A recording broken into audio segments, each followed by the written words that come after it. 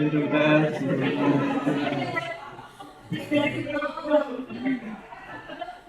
ada suara FIFA, tidak ada hidup ITS, hidup ITS, hidup ITS. Oke, kita lagi ya.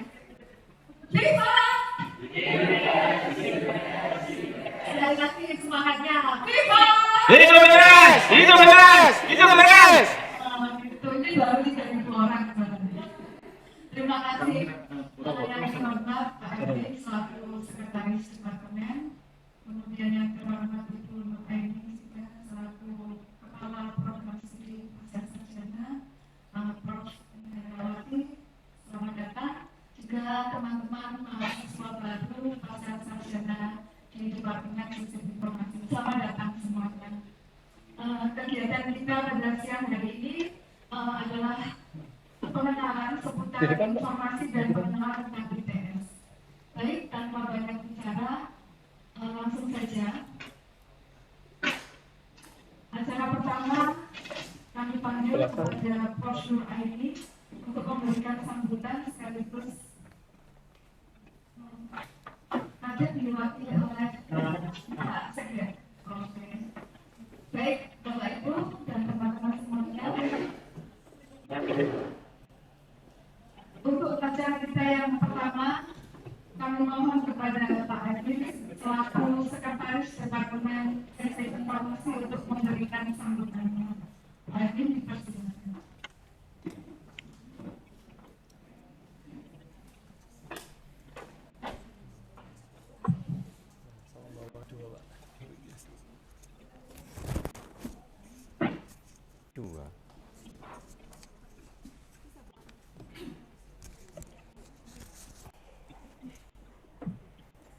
Baik, assalamualaikum warahmatullahi wabarakatuh. Saya di sini mewakili Pak lagi kacau, mohon maaf. Ini lagi berantakan semua jadwal saya. Jadi mewakili Bu Kadep yang sedang ada kewajiban yang lain yang harus diselesaikan, sehingga meminta saya untuk hadir di sini di acara ini, pembukaan untuk IPIT kita. Yang pertama saya ucapkan selamat dulu pada bapak-bapak, ibu-ibu atau mas-mas, adik-adik ya. Kayaknya masih muda semua ini ya. Intinya saya ucapkan selamat atas keberhasilan jenengan semuanya pada saya diterima di program Magister dan Doktor di Departemen Sistem Informasi. Dan kegiatan ini merupakan kegiatan rutin yang dilakukan untuk setiap mahasiswa baru, walaupun ini sudah senior semuanya. Sama aja seperti S1, ya sama aja. Jadi di awal perkuliahan, di awal penerimaan siswa mahasiswa baru, kita selalu diberikan diwajibkan mengikuti kegiatan IPIT, pengenalan ITS. Walaupun semuanya mungkin sudah alumni ITS juga mungkin loh ya, nggak ada masalah. Yang penting nanti Bapak Ibu semuanya akan diberikan pengarahan mengenai bagaimana ITS itu, bagaimana SI. Tadi kalau nggak salah sudah ada IPIT ITS ya kalau nggak salah tadi pagi acaranya. Nah itu sudah diberikan penjelasan mengenai kegiatan di ITS seperti apa. Ya, kemudian pada siang ini sudah masuk ke departemen, sehingga penjelasannya akan diberikan nanti terkait dengan bagaimana SI itu. Nanti akan dijelaskan mengenai labnya, mengenai perkuliahannya, mata kuliahnya mungkin sebagian, mengenai riset-risetnya, kemudian promotor dan sebagainya, mekanisme perkuliahan, mekanisme lab dan sebagainya akan dijelaskan oleh masing-masing kalab nanti. Ya, jadi sekali lagi itu kewajiban yang harus kita Bapak Ibu semuanya ikuti, dan kewajiban kami di departemen untuk memberikan kegiatan ini agar semuanya nanti Bapak Ibu semuanya bisa mengikuti perkuliahan di SI dengan baik sehingga bisa lulus tepat waktu. Kalau saya pinginnya nggak tepat waktu Bapak Ibunya, melebihi tepat waktu, lebih cepat. Jadi kalau S2 mungkin bisa 3 semester, kalau S3 bisa 5 semester sudah bisa lulus. Ya, kami pinginnya seperti itu. Jangan lama-lama kuliah, nggak enak kuliah lama itu. Jadi kalau bisa tepat waktu, kalau bisa mendahului, ya gitu.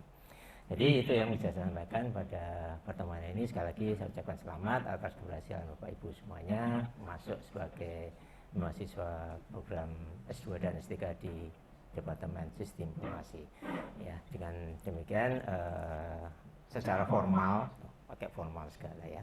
Secara formal acara pengenalan di Departemen Informasi atau kita dengan istilah IPIT di Departemen Informasi saya buka. Formal banget ya, pakai ketuk-ketuk, pakai tepuk tangan segala. Ya nggak usah formal, kita santai aja ya. Kalau formal malah tegang, nanti malah nggak lulus nanti ya. Baik, kita aja yang saya sampaikan. Selamat mengikuti kegiatan. Semoga bisa diambil manfaatnya semuanya buat kita semua. Assalamualaikum warahmatullahi wabarakatuh. Baik, terima kasih Pak Edwin yang sudah meluangkan waktu untuk membuka acara pada siang hari ini. Teman-teman, Pak Edwin mewakili Ibu Kepala Departemen kita yang baru. Kebetulan beliau hari ini sedang sibuk karena lusa beliau akan ada kegiatan pengukuhan beliau sebagai guru besar. Jadi, mohon silakan datang untuk mengucapkan selamat hari Kamis. Baik, menginjak ke acara selanjutnya, yaitu informasi akademik dan non-akademik yang akan disampaikan oleh Ibu Profesor Nur Aini. Kami persilakan, Bu.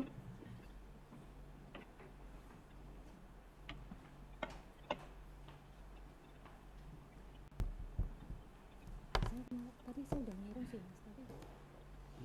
Apa belum di-download ya? Oke.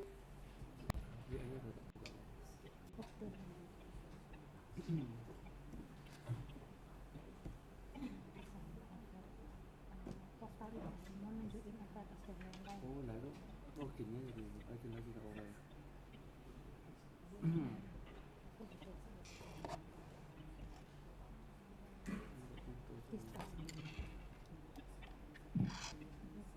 Assalamualaikum warahmatullahi wabarakatuh.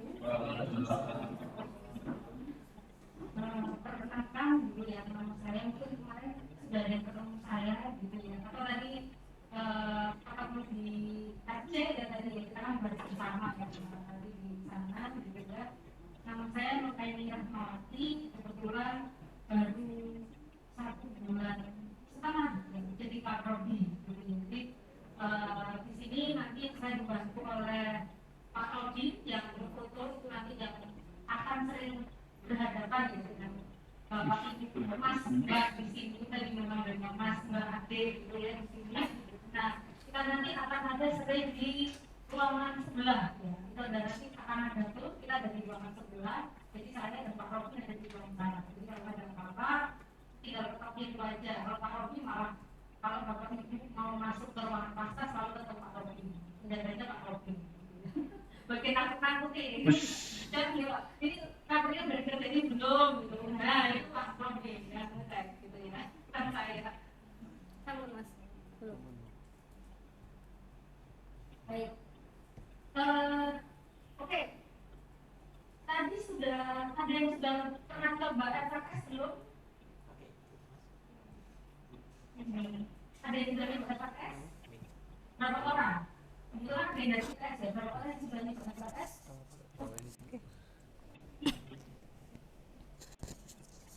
Baru separuh ya kayaknya ya.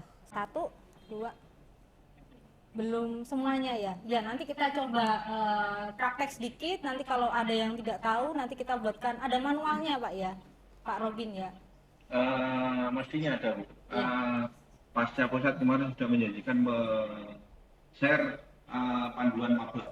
Oh oke, baik. Saya karena kebetulan kan tidak semua dari ITS ya ini. Dari ITS berapa orang? Kalau dari ITS biasanya udah tahu ya. Oke, yang belum nanti. Oke, baik. Jadi materi yang saya ini kan di sini, ini saya next slide sendiri ya Mas Nano ya atau apa? Iya. Oh iya Bu, Atau sendiri. dari situ? Enggak. Oh, di sana Bu. Oh, dari sini. Oke.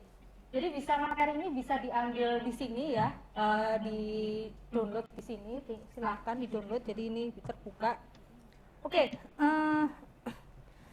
Saya mulai memperkenalkan dari ini ya, struktur dari organisasi dari Departemen Sistem Informasi. Di sini ada tadi sudah disebut Bu Kadep ya, Prof. Wiwi Anggreni, kemudian Pak Edwin sebagai Sekdep gitu.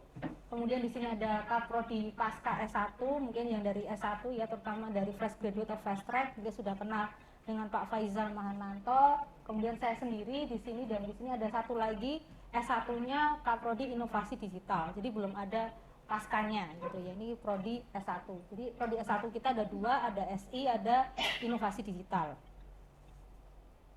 Kemudian ini terkait labnya yang nanti akan memperkenalkan diri satu persatu. Di sini yang sudah datang dan sangat rajin ada Prof Mahendra gitu ya.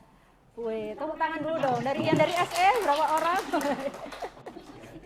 Oh, sudah ganti ya? Enggak, ini masih ini.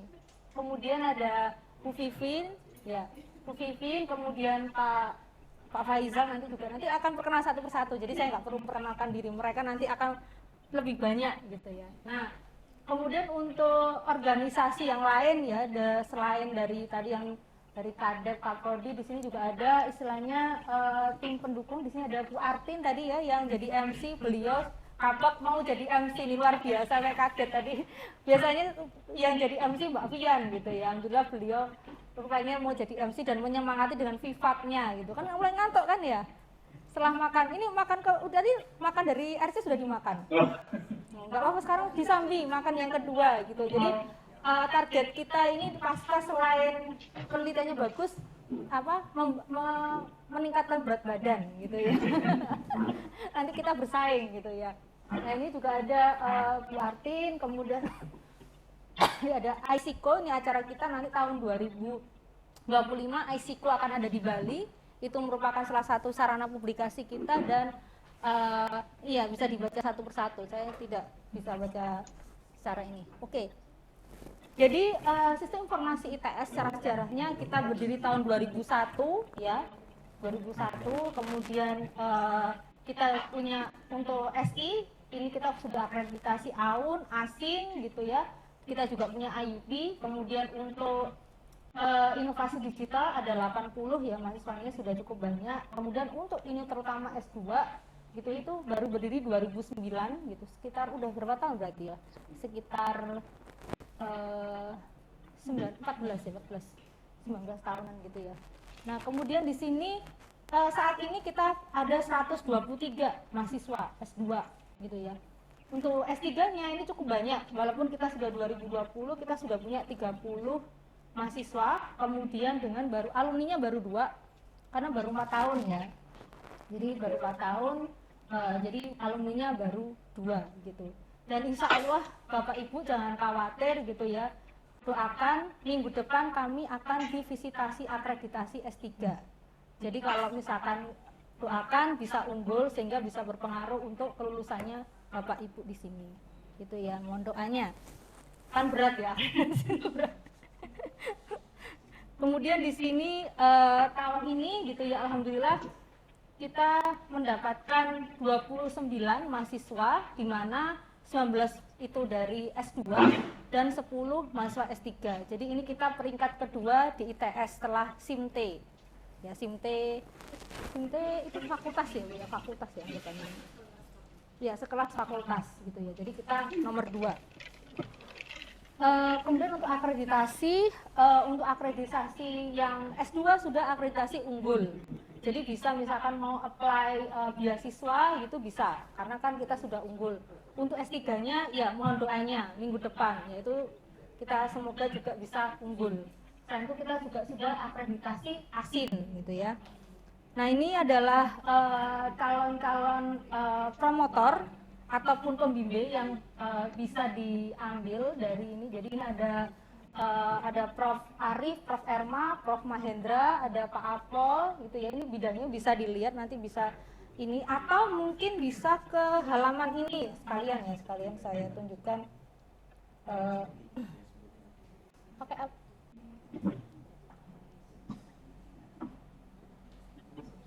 Pakai ini ya Mas. Bentar. Apa ini ini aja ya. Nih. Jadi bisa berkunjung, terutama yang mungkin belum punya pembimbing ya. ITS. Oke. Bantuannya Mas. Loh ini enggak ini ya, enggak kelihatan. di alamatnya di sini Sekular ITS ACID. Jadi kalau nyari pembimbing ketik aja namanya, tapi karena Bapak Ibu dari Departemen Sistem Informasi langsung ke Yoda Nur Ain aja.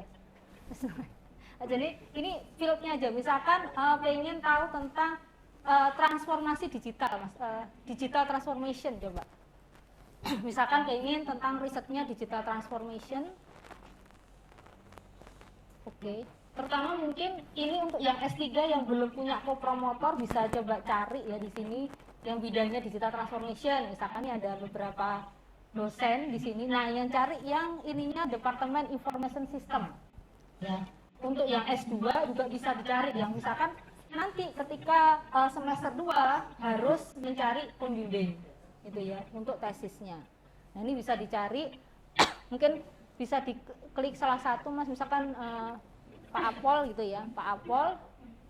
Nah, ini bisa ke bawah, Mas. Nah, ini bawah, ke bawah lagi, bagian ini apa namanya? Nah, ini, jadi ini adalah riset-risetnya yang sudah terindeks Scopus oleh punyanya Pak Apol. Jadi bisa dicari gitu ya, kira-kira yang mana cocok dengan bidangnya Mas Mbak di sini. Saya panggil, Mas Mbak itu nggak enak, kakak ya, biasanya kan gitu, kakak gitu ya, kakak, saya panggil kakak deh gitu ya, kayak ini e-commerce. Bukan agen dan sis ya. Oke, begitu caranya. Kemudian balik lagi, Mas, ke PPT. Nah, oke. Jadi ini ada Pak Ari, Prof. Arif, Prof. Herma, Prof. Mahendra, Pak Apol gitu. Ini ada nama labnya, sekarang tadi ada 5 lab. Nanti bisa langsung WA aja atau email ini. Emailnya ini belum update ya, maaf, ini harusnya nggak ada AS-nya lagi. Jadi sekarang emailnya tuh langsung ITS ACID gitu. Oke. Nah, ini yang selanjutnya, ini yang bisa jadi promotor atau co-promotor dan pembimbing ya. Jadi kalau untuk syarat jadi promotor itu minimal lektor kepala untuk S3 ya. Tapi untuk jadi co-promotor lektor aja sudah cukup. Tapi untuk S2 syaratnya cukup untuk pembimbing pertama, S2 itu cukup lektor aja udah cukup gitu. Next, Mas. Oke, jadi ini ada 5 lab, nanti akan menjelaskan satu persatu. Saya nggak tanya aja arti logonya apa, nanti ditanyakan ke yang presentasi. Oh, artinya, tahu ya. Oke, next, Mas. Nah, di sini, jadi pertama saya akan menjelaskan terkait kurikulum Magister S2 Sistem Informasi. Jadi kurikulum kita di sini sebenarnya berdasarkan kurikulum ACM dan IEEE, di mana di sini kita tidak hanya sekedar ya ini ya, ini lab-lab di kita ada ICT, IT Infrastructure, Data Confirmation Content Management ini ada di bagian lab RDIB dan ADDI, ini juga, ini bagian ICT, nah ini punyanya SE di daerah sini sama MSI. Nah, kita berharap kita bisa tidak hanya tergantung masalah teknologi gitu, kita ada business continuity dan ethics, impact, dan sustainability. Oke, next, Mas. Nah, untuk ini nanti ya, terutama yang baru, takut Mas, terus. Ini kurikulumnya tadi kan udah dijelaskan ya, alhamdulillahnya yang masuk hari semester ini itu tidak kena yang Permen 53 yang harus berapa tadi? 54 SKS ya. Nah, ini belum kena. Nah, ini masih ikut peraturan yang lama. Gitu ya. Masih ikut peraturan yang lama di mana semester 1 itu 12 SKS gitu ya. Tapi kalau mau lebih sampai 15 bisa, tapi yang bisa menambahkan dosen wali atas izin Kaprodi. Karena kan ada yang mahasiswa yang pengen cepet lulus gitu ya, nambah-nambah, nggak apa-apa, tapi harus izin dosen wali dan Kaprodi. Biasanya dosen wali Kaprodi. Kemudian ada semester 2 ini 14 SKS gitu, di mana di sini ada mata kuliah wajib dan 3 mata kuliah pilihan gitu ya. Sebenarnya mata kuliah pilihannya ada 4 gitu ya. Tapi ini bisa diambil 3 di semester 2. Kemudian di semester 3 harapan kami kan lulusnya 3 semester ya. Kalau 4 semester ya nggak apa-apa, siapa tahu pengen, ada beberapa mahasiswa tuh nggak mau lulus. Nggak lulus karena ini mau double degree. Kami ada double degree ke Jepang soalnya. Itu kemarin udah setahun nggak mau lagi, pengen mau perpanjang lagi ke Jepang. Bisa gitu ya, itu bisa. Kemudian di sini ditambahkan 1 MK pilihan dan tesis. Ya, ini untuk S2. Next, Mas. Nah, ini kurikulum yang pertama semester 1 ada infrastruktur teknologi informasi. Ini note ya, tolong nanti di FRS ya, nanti ini dipilih ya. 4 mata kuliah ini. Dan mata kuliah ini pun kita juga menyediakan yang berbahasa Inggris juga. Gitu kan, karena kita ada berapa 10 ya, Pak ya? 10 mahasiswa asing. Ya, kurang lebih 10 gitu ya. Jadi ada mata kuliah itu yang kita setting ada tulisannya Q itu berarti berbahasa Inggris. Jadi kalau pengen dapat international vibes boleh masuk gitu ya. Jadi monggo. Kemudian next, Mas. Nah, kalau depannya ada topik, ya topik-topik semester 2 ini berarti mata kuliah pilihan. Jadi P. Ini ada topik dalam apa, topik dalam apa. Nah, itu harus dipilih. Jadi lab ya, jadi untuk labnya diusahakan memilih dari labnya dulu gitu ya, jadi jangan memilih lab lain. Nah, untuk memilih lab ini berarti semester 2 mas kakak-kakak di sini ya, kakak-kakak di sini harus memilih dosen pembimbing. Dan nanti di semester 2 nanti akan dipindahkan FRS-nya itu dosen wali itu merupakan dosen pembimbing. Kalau yang sekarang kan masih random ya, masih random, dan nanti semester 2 akan dipindahkan. Oke, Mas, next. Nah, ini juga mata kuliah pilihan, topik-topik ya sesuai dengannya. Kemudian next. Nah, ini terakhir tesis. Nah, oke, langsung aja. Nah, di sini mata kuliah pilihan wajib diambil itu 4. Lebih boleh, asal tidak merugikan, mungkin apa ya istilahnya. Kadang memang ada anak itu yang rajin, ada yang sampai milih 5 sampai 6 mata kuliah pilihan. Tapi akhirnya yang lain nggak kebagian. Nah, itu kan kasihan juga gitu ya. Jadi boleh ngambil lebih gitu, tapi ya harus dicek mata kuliahnya itu kadang yang populer, pertama misalnya kelasnya Prof Mahe itu cukup populer juga gitu ya. Nah, kemudian di semester oke. Ini ya, minimal ngambil 2 dari labnya, baru ini tergantung pembimbing labnya ya, pembimbingnya siapa ya itu yang harus dipilih gitu ya. Next, Mas. Kemudian untuk fast track, nah ini fast track. Yang fast track berapa orang di sini fast track? 1, 2, 3. Yang fast track ini semester 7 harus ngambil 2 mata kuliah pilihan gitu. Wajib yang tadi. Kemudian yang semester 8 ngambil lagi 2 gitu ya, tadi 2. Nah, selanjutnya syaratnya di sini atau accepted jurnal nasional terakreditasi minimal Sinta 4. Oke, next, Mas. Nah, kami juga menawarkan double degree gitu ya, tapi double degree-nya itu tidak hanya ini aja. Ada DKG, tadi kan ada ya, tadi DKG ya, yang memberikan informasi. Kemarin ada yang misi Baura, ada juga. Jadi nggak selalu yang, ini kebetulan sudah kerjasama dengan SI gitu ya. Tapi mau ngambil di luar itu boleh. Jadi tidak harus yang NTUSD dan Kumamoto. Saat ini di Kumamoto itu ada 2 mahasiswa kita yang di sana, di NTUSD juga ada 2. Kalau ngambil joint degree, kakak-kakak di sini boleh mendapatkan SPP 10% ya Pak Robin ya. Ini tuition fee-nya. Jadi bisa mengajukan permohonan, nanti Pak Robin yang membantu. Jadi bayar di sini itu cukup 10%. Ya, tetap harus bayar, nggak gratis 10%. Nah, di sananya tuh nggak bayar, biasanya nggak bayar. Di Kumamoto nggak bayar ya Pak ya. Ya itu juga. Iya, tergantung, tapi nggak bayar Pak. Saya ingin kerjasama dengan kita ini nggak bayar. Tapi kalau yang universitas lain, nah itu belum tentu. Kemarin kalau si Baura itu juga nggak bayar, cuman apa itu namanya, living cost-nya itu cuma sedikit, jadi agak mahal. Si Baura kan di Tokyo ya, jadi agak mahal biaya hidupnya daripada Kumamoto. Oke, next, Mas. Nah, ini syarat publikasi untuk S2 cukup mudah gitu ya, cukup mudah. Jadi seminar terindeks Scopus dan jurnal Sinta 4, minimal Sinta 4. Jadi cukup 1 aja gitu. Mau 2 boleh, 3 boleh. Dan kemarin bimbingan saya tuh ada yang sampai 5.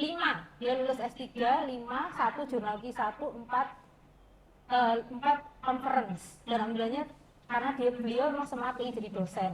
Makanya luar biasa semangatnya. Oke. Next, Mas. Nah, ini syarat TOEFL ya. Syarat TOEFL itu 4777. Jadi kalau belum mencapai TOEFL itu tidak boleh disidangkan ya. Oleh karena itu saya mohon kalau semester dua misalkan itu boleh kayak tadi ya, ada program dari ITS itu bisa. Nah itu bisa dilakukan, atau nanti ada beberapa, nanti bisa tanya ke Pak Robin juga gitu ya, ada beberapa yang bisa dikonversi TOEFL-nya itu pakai aplikasi-aplikasi kayak Duolingo, Buddhist Council dan lain-lain. Jadi saya harap jangan di semester 3 misalkan pengen lulus 3 semester, jangan baru semester 3 ini bingung TOEFL, nanti bisa gagal yudisium gitu ya. Sebaiknya semester 2 sudah mulai, terutama yang kurang dari 477 gitu ya. Next Mas. Oke, perwalian saya belum update nih. Perwalian tanggal 21 Februari, maaf ini saya belum, 21 Februari terakhir jam 23.59. Jadi bisa dilihat di FRS Mas, bisa dilihat di FRS nggak? Iya, FRS Mas, enggak. Dia pindah sini aja deh. Apa ya? Bisa ya.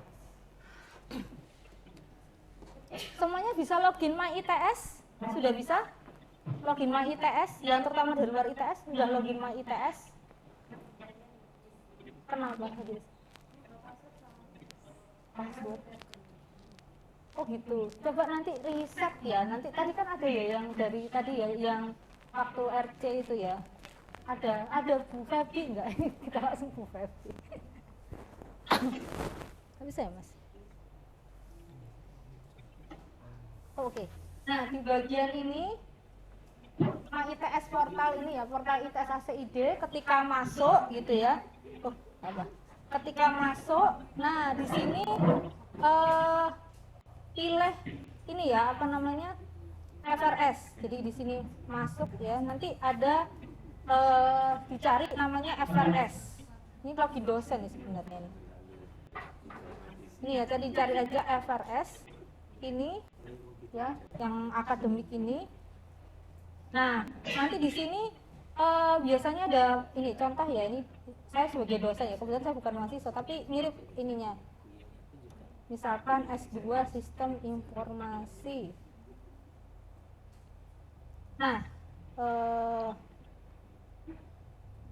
misalkan contoh Rima ada di sini, Rima. Ya ini misalkan contoh punyanya Rima ya, nanti harus ketemu saya nih, masih kosong ini Rima.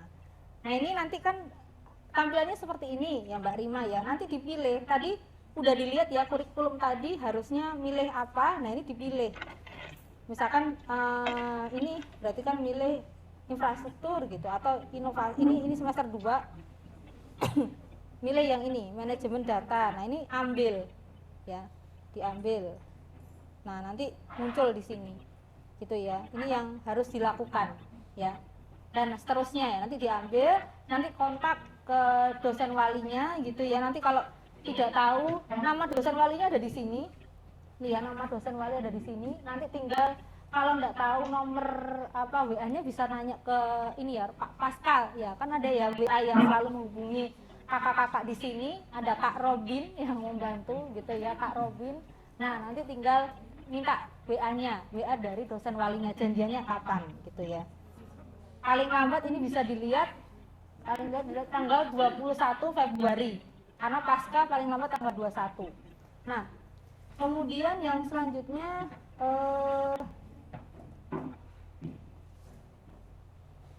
oh ya, di ITS ada yang nama ini Classroom, ini juga perlu tahu ya, namanya Classroom. Bisa dicari di sini Classroom ya, Classroom. Ini Classroom ITS ACID ID, dan di sini semua materi perkuliahan ada di Classroom. Ya. Misalnya materi PPT-nya di sana. Jadi tinggal milih mata kuliah apa yang mau dilakukan. Misalkan di sini ini topik integrasi data, ini kuliah saya. Biasanya materinya di sini ini masih kosong ya, karena kan belum perkuliahan, belum dimulai. Oke. Monggo yang sudah bisa masuk, mungkin yang sudah bisa login bisa dilihat dosen walinya siapa. Coba dicek. Oh buka enggak. Yang Mbak Uli, siapa dosen walinya? Belum login. Oke, monggo dibuka ya, nanti saya tanyain loh ya, tugas ini, tugas. Bener ya. Mesinnya Mbak Uli wes biasa Mbak FRS kan nggak berubah tuh. Oke, nah ini tadi saya bilang untuk dosen pembimbing tesis itu akan ada di semester 2. Nah ini sistemnya WOR ya, WOR. Jadi kali istilahnya rebutan. Jadi nanti kalian milih, nanti dosen itu akan menentukan mana yang akan saya pilih. Jadi akan disebar. Jadi nggak akan ada hanya di Bu Mahi aja, enggak gitu, atau di Bu Au aja gitu. Jadi nanti pasti akan ada disebar gitu ya. Jadi nggak bisa di ini tertentu gitu ya. Oke. Kemudian ini untuk S3 ya, S3. Kemudian kalau S3 di sini ada 2 jalur, jalur reguler dan jalur riset gitu ya. Untuk jalur reguler itu ini materinya mungkin di awal ya sangat padat. Di sini ada 4 mata kuliah gitu ya, 4 mata kuliah.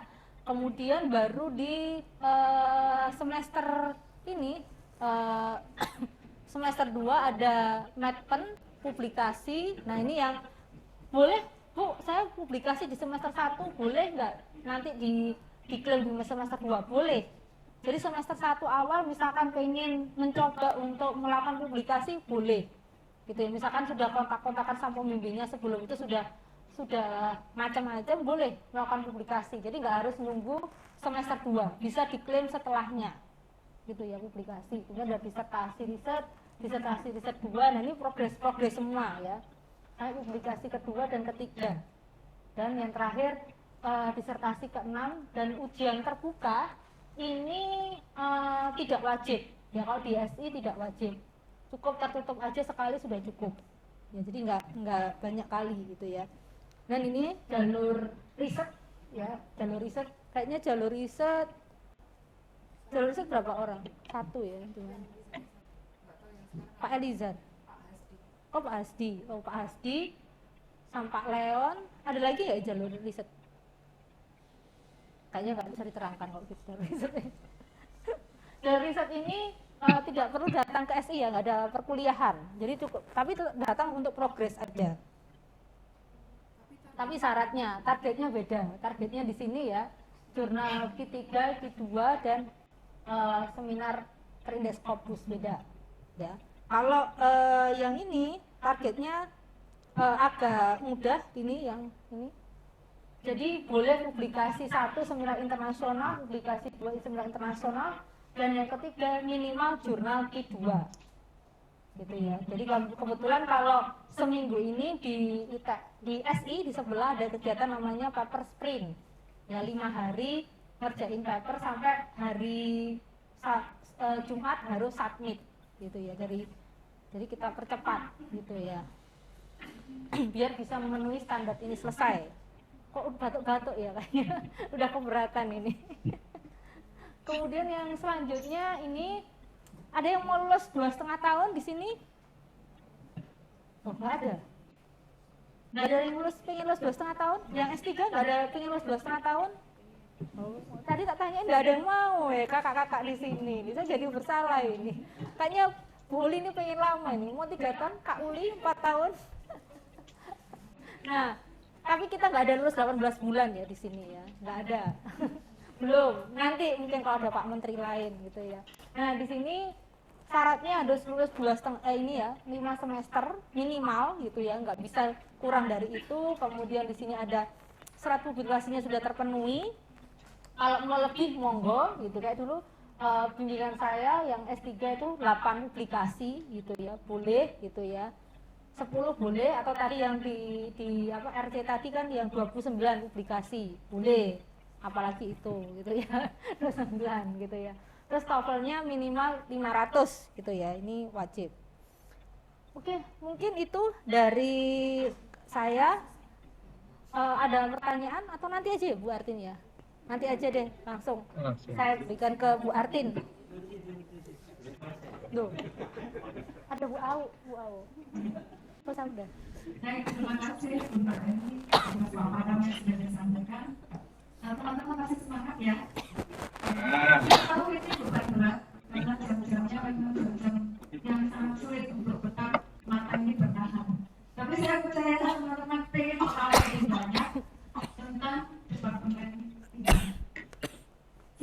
adalah perkenalan tentang laboratorium. Jadi di Departemen Sistem Informasi kita ada 5 laboratorium. Siapa yang akan menjelaskan pertama? Profesor Mahendrawati, silakan untuk memperkenalkan laboratorium sistem enterprise. Silakan.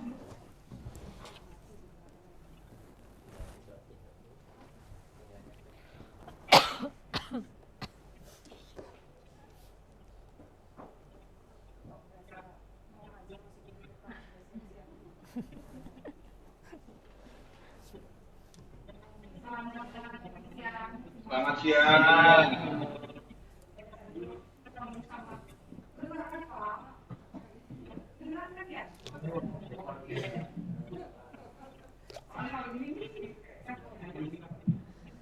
Ya Allah lupa. Tadi sebelum mulai saya juga banyak banget yang saya udah kenal ya, jadi saya agak-agak apa perlu gitu kan ya. Yang suka ini banyak banget. Baiklah. Ya, di sini ada Raihanda, terus ada ini barusan aja ya, belum wisuda juga udah masuk lagi. Pertanda baik ini Bu, bahwa mereka cinta SI ITS. Bener ya Rifka ya? Jadi lebih banyak kayaknya yang udah pernah, ada Yupit lagi gitu. Jadi alumni 2005 sampai alumni 2000 berapa Pak ini Bari? Belum lulus. Maksudnya belum diwisuda. Tapi karena kewajiban saya adalah untuk memperkenalkan lab, jadi ya tetap saya akan menjalankan tugas saya begitu ya. Jadi kalau nanti yang merasa sudah tahu, ya nggak apa-apa deh. Ini namamu ada di sini Rif, di sini nanti tercantum ya. Sebenarnya saya tadi pengen Bu Kaprodi lebih panjang biar saya bisa nambah-nambahin gitu. Oke, Enterprise System Laboratory. Kalau dilihat ini lambangnya apa artinya? Itu S dan ada E-nya.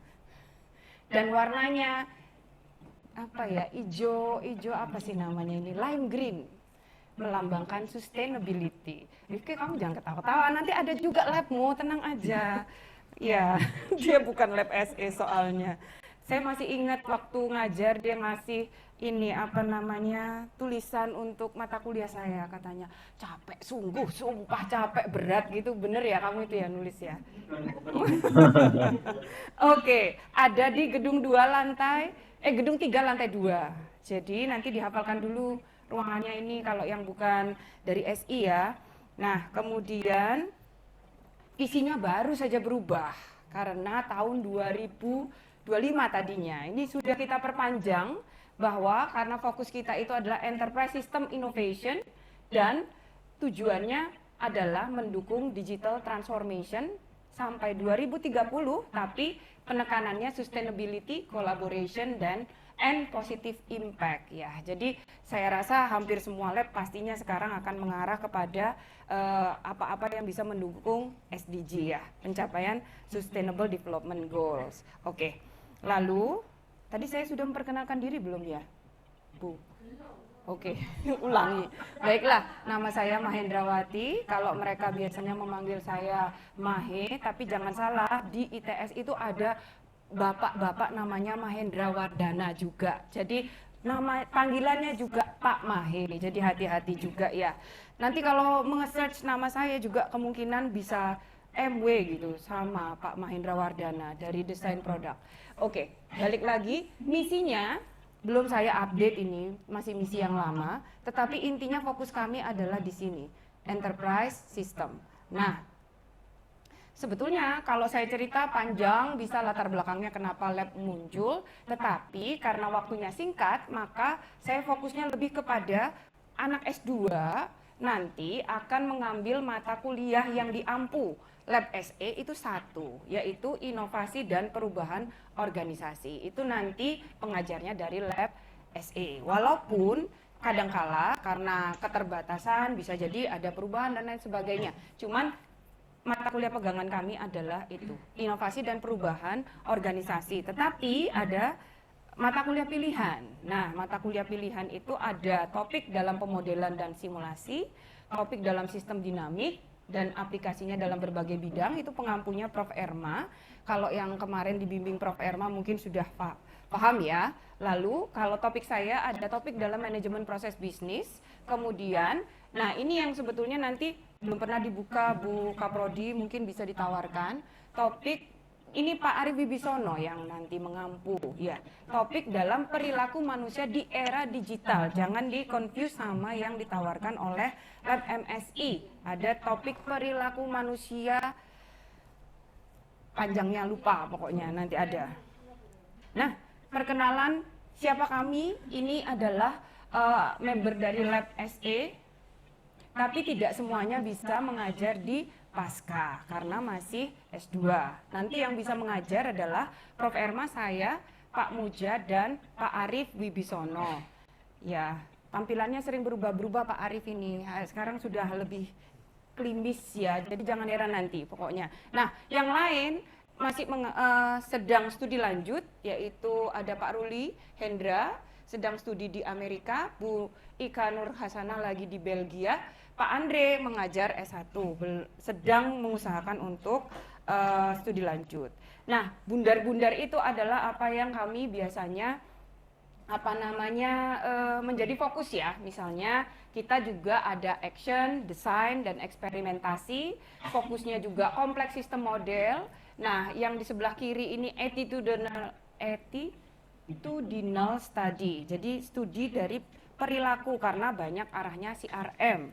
Kemudian yang di bawah kami bertiga itu juga proses science, itu topik atau domain baru yang fokusnya ada di proses. Jadi kalau ingat sistem informasi itu ada proses bisnis, ada infrastruktur, ada data, begitu ya. Nah, fokus kami memang di proses. Oke? Baik, saya sekarang akan masuk ke perkenalan masing-masing dosen karena untuk S2 dan S3 nantinya kan tidak banyak mengambil mata kuliah. Nah, ini kan banyak yang fresh grade, bukan fresh grade ya, fast track, fast grade ya. Ada yang fast track di sini. Oh, Auzan ya. Oh iya ya, kamu kemarin sudah ngambil ya. Terus kenapa kok ikut IPITS-nya sekarang?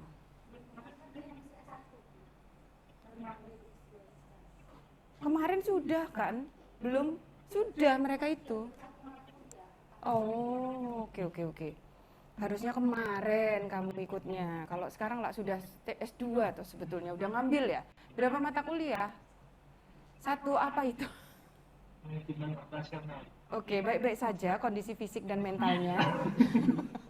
Karena belum selesai sudah sambil jalan ya. Oke lah, tiap orang beda-beda. Anyway, kalau S2 dan S3 itu kan fokusnya, saya tadi tuh mau ngomong, bedanya apa sih S1, S2, S3? Tadi kan sudah ikut IPITS paginya. Ada nggak pencerahan apa bedanya sih saya setelah dari S1 jadi S2?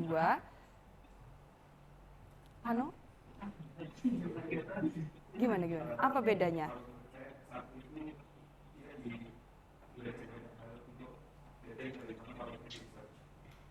S1 masih belajar. Ada juga yang nggak riset ya? Iya, oke. S2?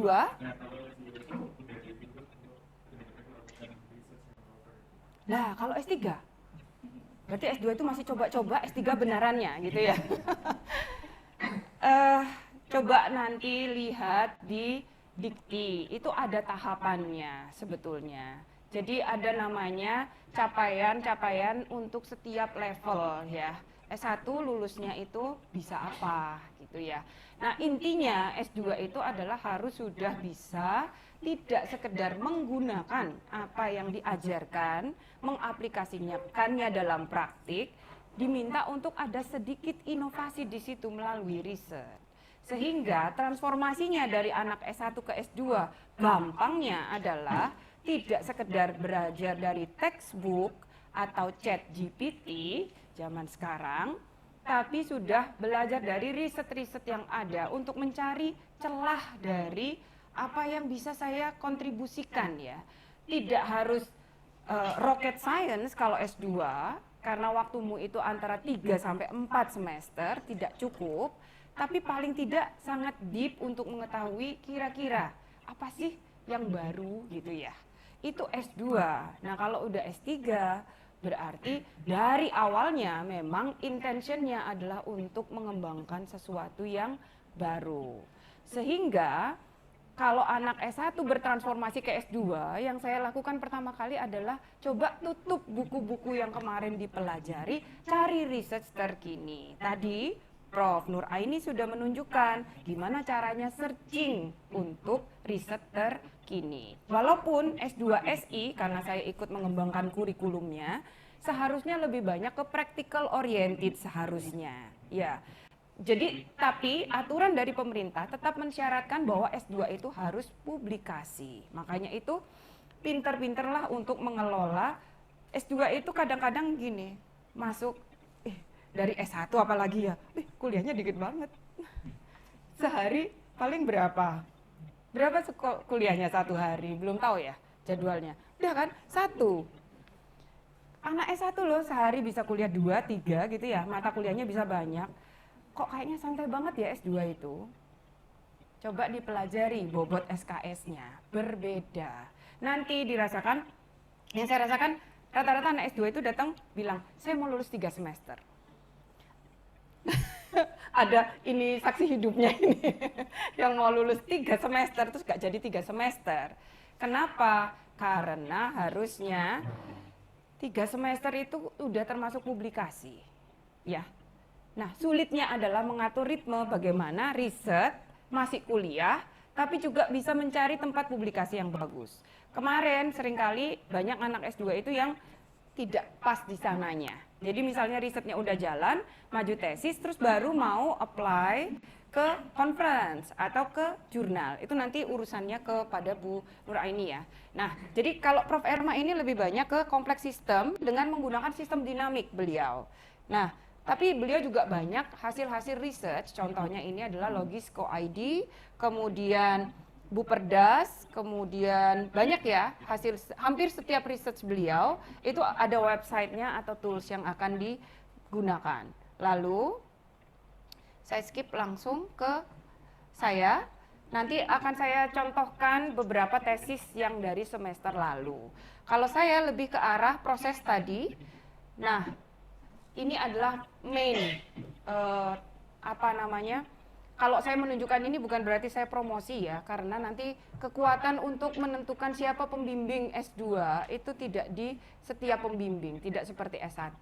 Karena nanti akan melewati proses istilahnya perankingan, nanti Prof. Nur Aini yang akan menjelaskan. Jadi setiap dosen itu tidak bisa membimbing lebih dari sekian ya. Jadi kalau kayak saya pernah 5, setelah itu lulus baru boleh masuk lagi. Kalau belum lulus ya masih tidak cukup. Sehingga saya tidak bisa menerima sebanyak-banyaknya, intinya gitu. Setiap dosen juga begitu kalau S2, tapi penting untuk mengetahui supaya nanti tahu arah mengambil mata kuliah pilihannya. Itu yang penting ya. Kan mulai dari semester 2, kalau IP-nya bagus udah boleh ngambil mata kuliah pilihan. Nah, saya ada di Digital Transformation NBPM, topik saya itu lebih ke variatif. Saya pengen untuk apa yang kita kerjakan itu ada impact-nya kepada society, sehingga saya senang banget melihat warung contohnya ya. Karena semua orang ngomong digital transformation, tapi siapa sebetulnya yang terkena dampaknya? Indonesia itu masih digital divide, ya, yang pinter banget, dia langsung update gitu ya. Tetapi banyak sekali masyarakat yang tidak bisa mengalami transformasi digital dengan mudah. Nah itu, jadi variasinya mulai dari warung sampai kemudian ada agriculture. Saat ini S3 saya sedang membimbing yang tentang smart farming. Kemudian ada BPM tentunya, ada juga proses mining. Mau cari tahu bisa lihat di Google Scholar saya, tipe-tipe penelitian saya. Oke, lalu ada Pak Muja. Pak Muja ini topiknya lebih banyak ke konsumen atau customer relationship management. Ini sudah 2 bimbingannya sebelumnya ya. Sudah tahu, oke. Lalu Pak Ari Wibisono. Nah, Pak Ari Wibisono ini boleh dibilang the dark side of IT gitu ya, yang dia teliti. Karena selalu mau mencari sesuatu yang tidak umum alias workaround.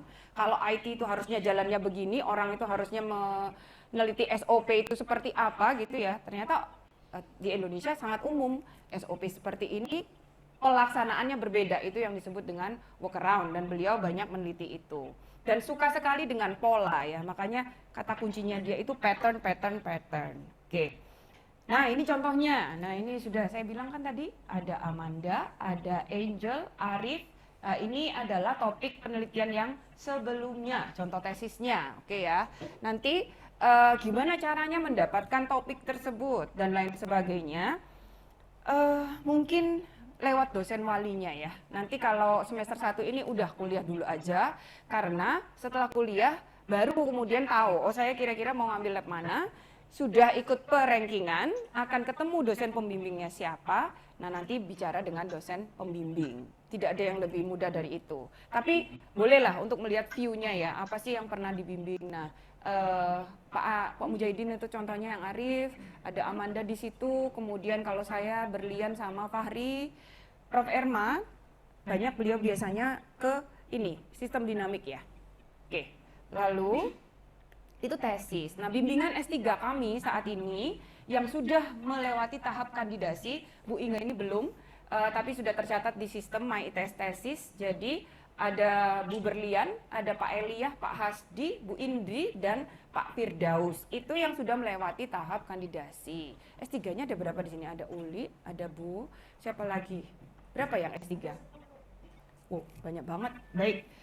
Oke, jadi S3 seperti itu. Nah, sorry ini kelewatan. Nah, karena research goal kami ada 3, maka ini adalah topik. Nah, mungkin ini yang perlu dilihat ya. Topik riset dari masing-masing pembimbing di Lab SE ke depannya seperti ini. Jadi, Prof. Erma itu mau Sustainable Development in Food and Agriculture, Energy and Transport.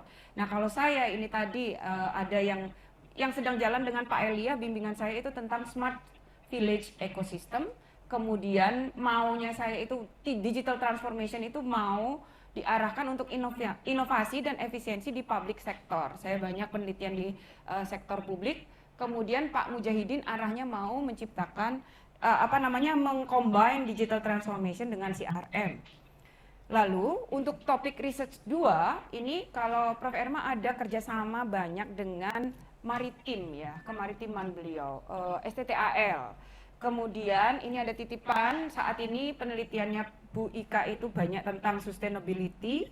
Kemudian saya sendiri, nah ini yang sedang saya coba untuk teliti. Karena saat ini semua orang mau agile, tapi tidak boleh mengesampingkan operational excellence. Kadang-kadang kita mau agile, ternyata lupa.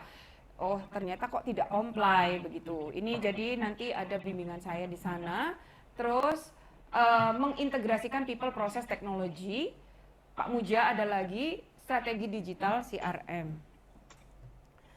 Yang ketiga itu Prof. Erma circular economy ya untuk food and agriculture. Kemudian, nah di sini lebih banyak Pak Ari Wibisono. Nah Pak Ari Wibisono itu topik utamanya adalah di data ya. Jadi itu tadi shadow data management system sama informal leadership in data stewardship. Terus dia juga banyak masalah attitude, jadi bagaimana employee itu bisa mendeteksi, menyelesaikan, dan mengkomunikasikan masalah kualitas data. Nah ini yang saya lebih banyak yang inclusive digital transformation, jadi bagaimana tidak hanya orang-orang yang memang siap untuk melakukan DT, tetapi memang termasuk juga yang tidak siap untuk itu. Oke, yang terakhir adalah modeling service measurement, itu dari Pak Muja. Oke, kalau mau lebih lanjut bisa silakan kunjungi YouTube kami, please like, share, and subscribe. Itu YouTube kami loh ya, bukan YouTube saya. Baiklah, terima kasih Ibu. Selanjutnya adalah penyiaran FIB. Dalam hal ini akan diwakili oleh Dr. Amalia Utamina. Mohon maaf Ibu, tadi waktunya kebanyakan, sekarang saya sebutkan waktunya hanya 10 menit. Ya, soalnya tanya jawab Bu. Waduh. Nanti di belakang ada sesi tanya jawab. Titip ya.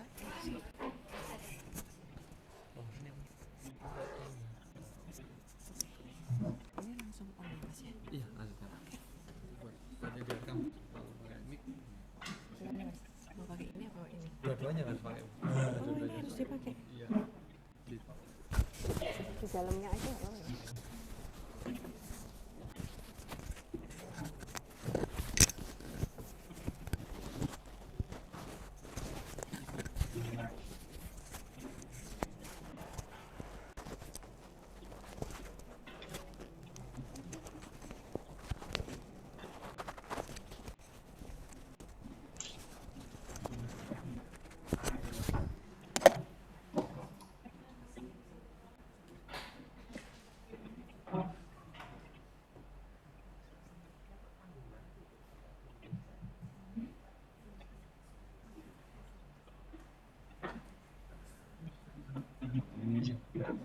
Laptopnya ngarep.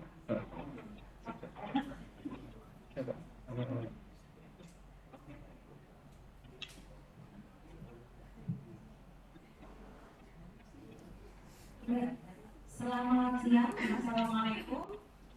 Waalaikumsalam warahmatullahi wabarakatuh. Oke, nama saya Amalia Utamima. Hari ini saya mewakili Ibu Kalab dari RBIB untuk menjelaskan sekilas tentang laboratorium kami. Jadi namanya dalam bahasa Indonesia adalah Laboratorium Rekayasa Data dan Intelijensi Bisnis. And in English is Data Engineering and Business Intelligence Laboratory. Oke. Jadi ini maaf, saya dari siang ini agak sedikit ngos-ngosan karena tadi saya baru memasang wall panel di rumah saya sendiri tanpa tunggang, nggak penting ya. Jadi ini biar biar bangun ya bagi yang sudah mengantuk. Intinya mengapa tukang itu mahal? Karena kalau dikerjakan oleh yang bukan ahlinya ternyata sangat memakan memakan effort dan juga capek nggak nempel terus dari itu ya intinya adalah kalau misalnya kita itu seperti kita saat ini anda ini kan adalah mahasiswa S2 dan S3 ya, jadi kalau misalnya sudah mendapat specialty itu tentunya yang diharapkan adalah ibaratnya gaji ya, atau misalnya knowledge yang sesuai dengan yang akan didapatkan. Oke, baik, ini ya, Laboratory of Data Engineering and Business Intelligence.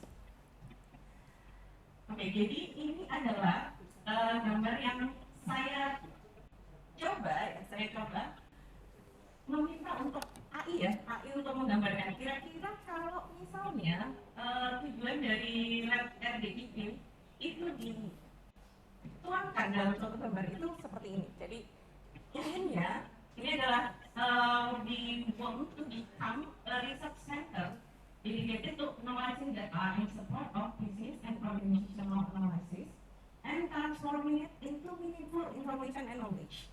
And this transformation will enhance its utility in the decision-making process. Mungkin nanti kalau misalnya S3 biasanya ada nggak S3 yang kerjanya bukan dosen? Coba saya mau tahu. Ada nggak? Ini ada mahasiswa S3 yang bukan dosen. Ada nggak? Nggak ada ya? Atau belum ada? Belum ada ya Prof ini? Saya kebetulan dosen, oke baik. Karena mungkin kalau misalnya di MMT lebih belakang ya Bu. Ya oke. Jadi bisa jadi nanti atau mungkin kalau misalnya sudah lulus S2 juga bisa nanti Anda merupakan salah satu bagian dari yang ini, orang-orang yang di sini. Oke, langsung saja, tidak lama-lama. Tadi karena Bu Artin bilang 10 menit ya, kayaknya sudah 3 menit berlalu. Oh enggak Bu, tenang saja. Tadi yang disampaikan oleh Bu Mahi sudah sangat memberikan ini ya, knowledge bagi kita semua tentang S2 dan S3. Oke baik, laboratorium RDIB itu ada 9 dosen ya yang terlibat di dalamnya. Yaitu ada yang pojok sana ya, ada Pak Lason, Prof Arif, ada Pak Edwin. Kemudian ada Pak Faisal, Bu Raras, ada Bu Vivin, ada saya, ada Prof Uli, dan ada Bu Reni. Oke, meet our expert. Ini yang pertama, kita punya Prof Arif. Jadi Prof Arif ini adalah profesor di data management, spesialitasnya nanti kalau misalnya Jadi kalau misalnya S2 itu nanti setelah di awal semester 2 ya, itu nanti bisa memilih dosen pembimbing ya.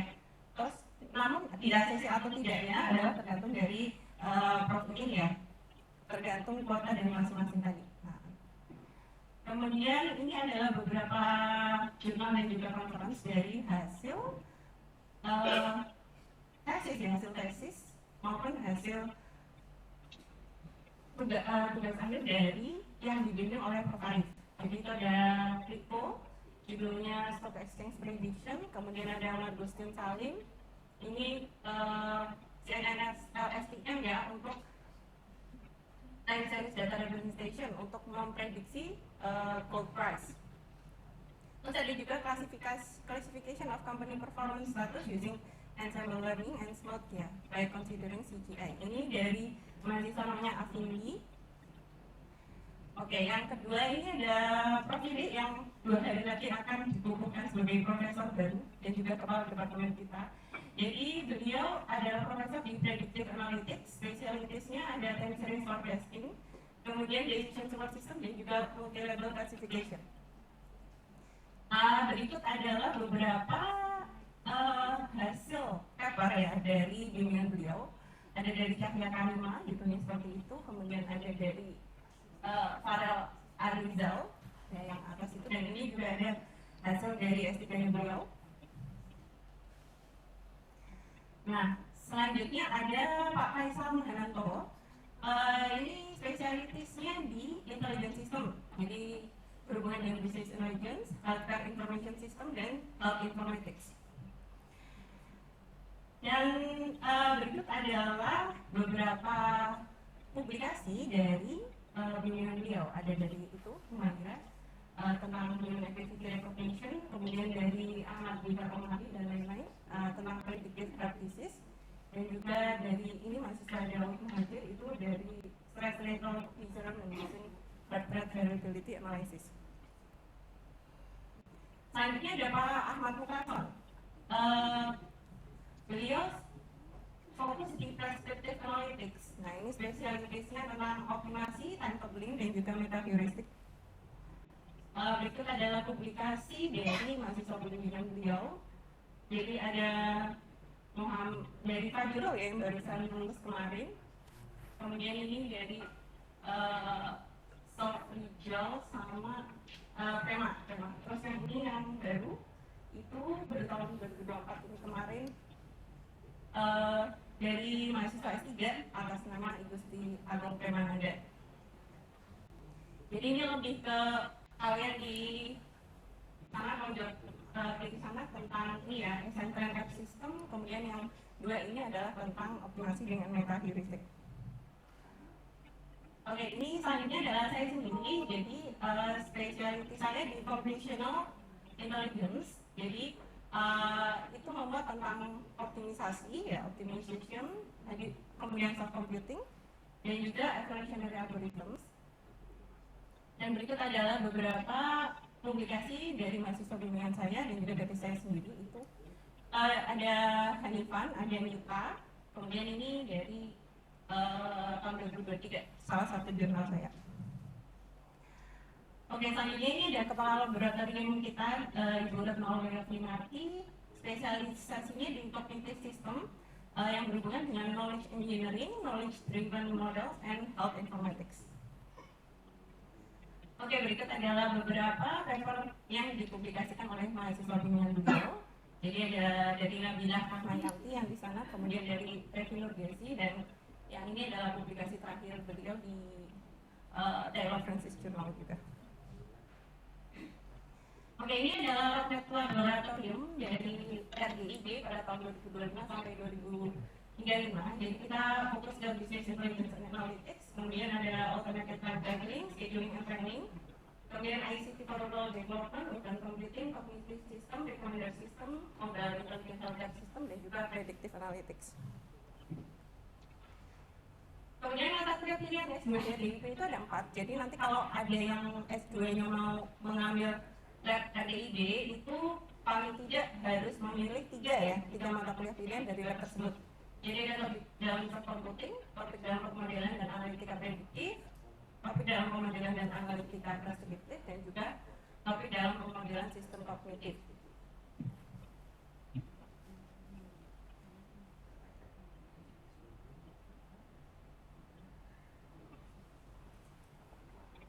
Mata kuliah pilihan S2 ya, yang S2 yang sebelumnya ini, yaitu berkaitan dengan ini dia. Jadi bagaimana kita mengolah berbagai macam data, kemudian bagaimana memprediksikan yang akan terjadi di masa depan berbekal dari data histori pada masa lampau, dan juga kemampuan untuk membuat sistem cerdas yang bisa merekomendasikan decision yang optimal dan juga untuk menemukan bentuk yang sesuai dengan karakteristik pengetahuan dan keputusan yang dikeluarkan. Oke, this is a wrap up for master students. Jadi ini sekilas ya. Nanti mungkin selanjutnya lebih detail antara kalian dengan pemilih masing-masing. Jadi perbedaan antara tesis S2 dengan tugas akhir S1. Yang jelas yang pertama itu ada pengembangan dari existing research. Kemudian pada S2 sistem informasi ini terpublikasi boleh secara nasional, dalam artian jurnal nasional, dan maupun internasional, bisa seminar ataupun jurnal. Kemudian bidang keilmuannya bisa berkaitan dengan inter dan multidisipliner. Sedangkan for doctoral students, jadi ini perbedaan antara disertasi dengan tesis ya. Kalau tesis itu mengembangkan penelitian yang ada dengan ruang lingkup terbatas dan juga durasi yang lebih singkat, maka disertasi atau S3 ini harus menghasilkan kontribusi yang original yang baru dan signifikan dengan cakupan yang lebih luas serta inovasi metodologis. Disertasi itu harus terpublikasi secara internasional dan juga mencerminkan kemandirian penuh dalam merancang dan melaksanakan penelitian. Oke, ini adalah akhir dari presentasi saya. Semoga tidak lebih waktu. Jadi silahkan main-main ya ke laboratorium rekayasa data dan intelijensi bisnis. Tempatnya satu lantai dengan SE kan? Dengan instruksi terakhir, teman-teman ada diajak berdiri. Oh ya baik. Baik, saya akhiri kalau gitu saya selamat siang. Wassalamualaikum. Lanjut ke pengenalan laboratorium SSI oleh Ibu Betty Hakim. Silakan. Waktunya sangat Bu, tidak boleh lebih dari 10 menit. Terima kasih.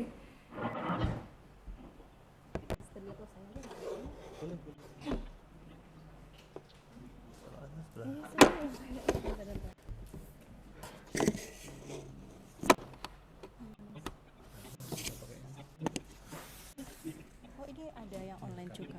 Oh direkam. Oke. Tinggal dicoba. Oke, mudah-mudahan bisa.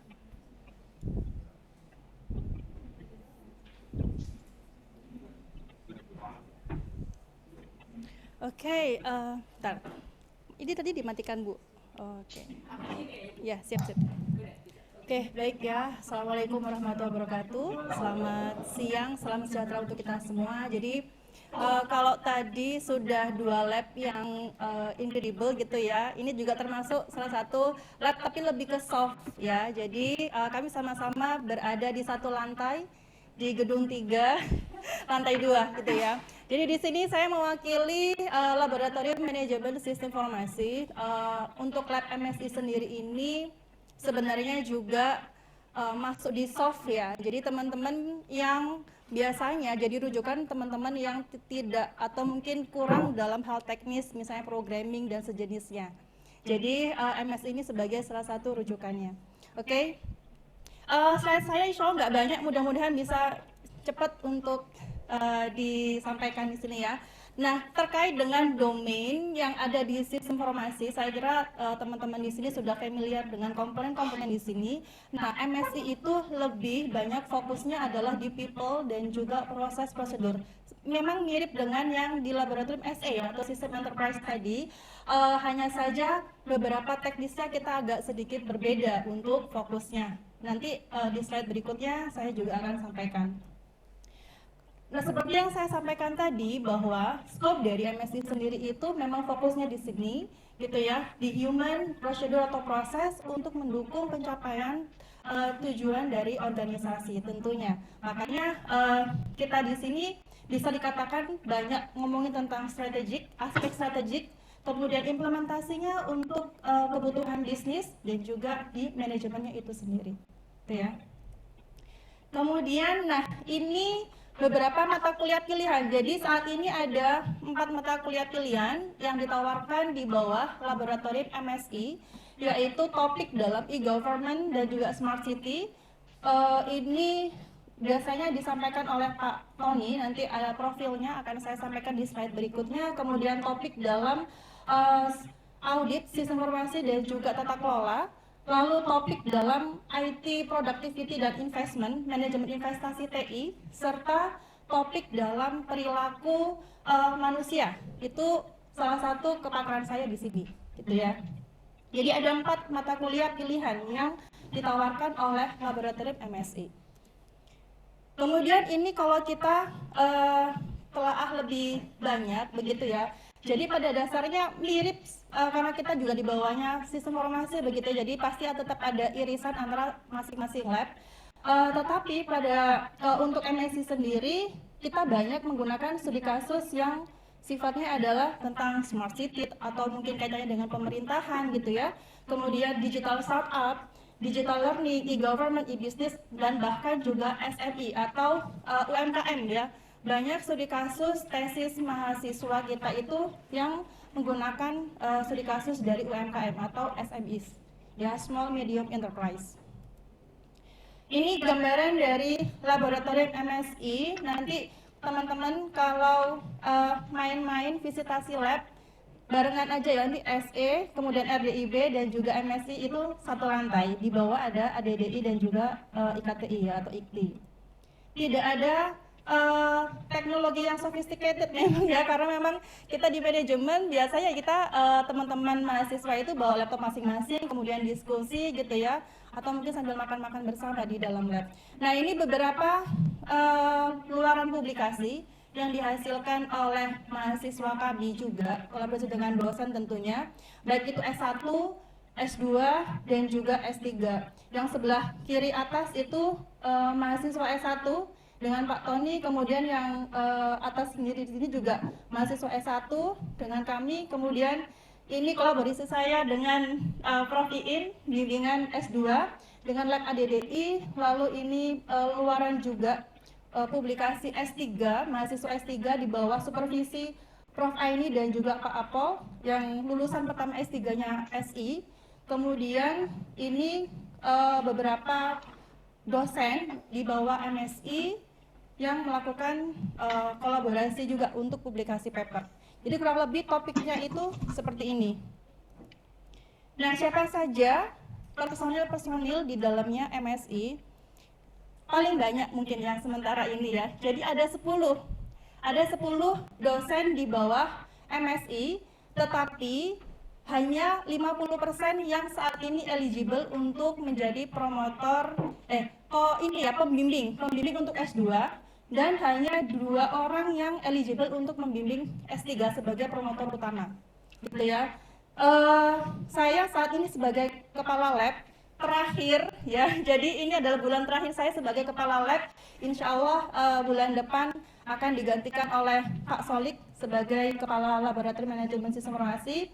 Kemudian ada Pak Apol pribadi, mungkin rekan-rekan yang alumni SI juga sudah familiar ya dengan wajah-wajah ini. Ada Pak Apol, ada Pak Tony, kemudian Bu Tia saat ini sedang S3 di UK.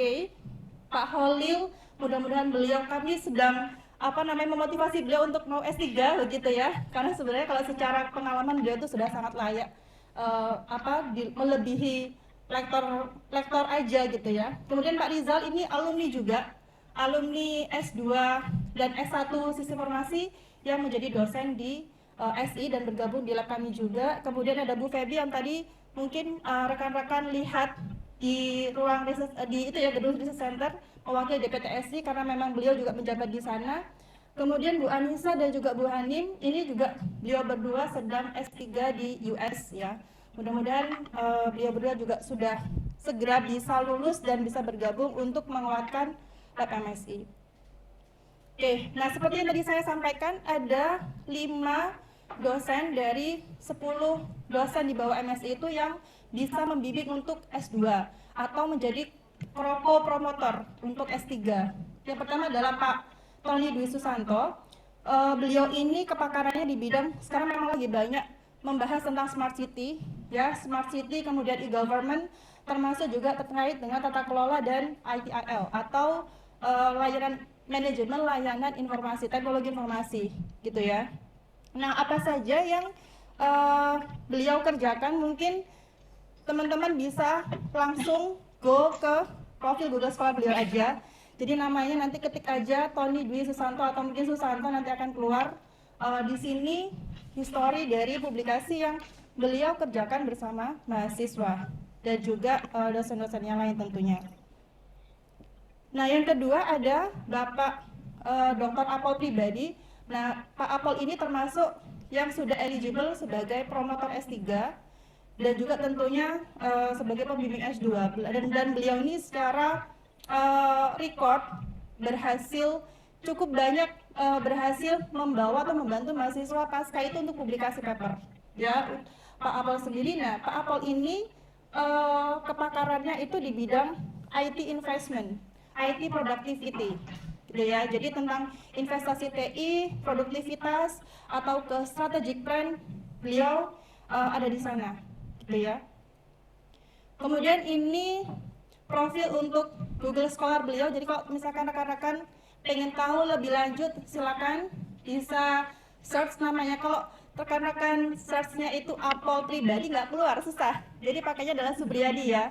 Subriyadi AP nanti keluar, teman-teman bisa sorting dari tahun ya, nanti keluar apa saja histori publikasi beliau. Banyak sekali publikasi beliau dengan mahasiswa kita sendiri, mahasiswa pasca bimbingan beliau. Kemudian yang berikutnya saya sendiri, kalau saya sendiri itu lebih fokusnya di human behavior, perilaku dari manusia, tetapi bisa dikaitkan dengan banyak studi kasus, misalnya untuk digital learning ataupun UMKM gitu ya, untuk bisnis, e-bisnis dan sejenisnya. Nah, ini juga untuk scholarnya, nanti teman-teman bisa lihat sendiri juga histori publikasi-publikasi yang sudah pernah saya lakukan juga dengan kolega dan juga mahasiswa. Kemudian berikutnya yang keempat ada Pak Solik. Nah, ini yang akan menjadi, insya Allah akan menjadi kepala lab berikutnya untuk MSI.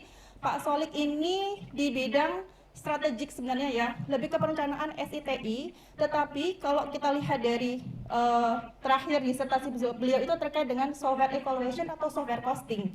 Jadi yang tertarik dengan pembiayaan IT, software IT itu beliau banyak melakukan penelitian di bidang sana. Nah, ini histori publikasi yang bisa jadi referensi untuk rekan-rekan untuk mempermudah aja begitu ya, apa saja yang dijadikan penelitian oleh beliau.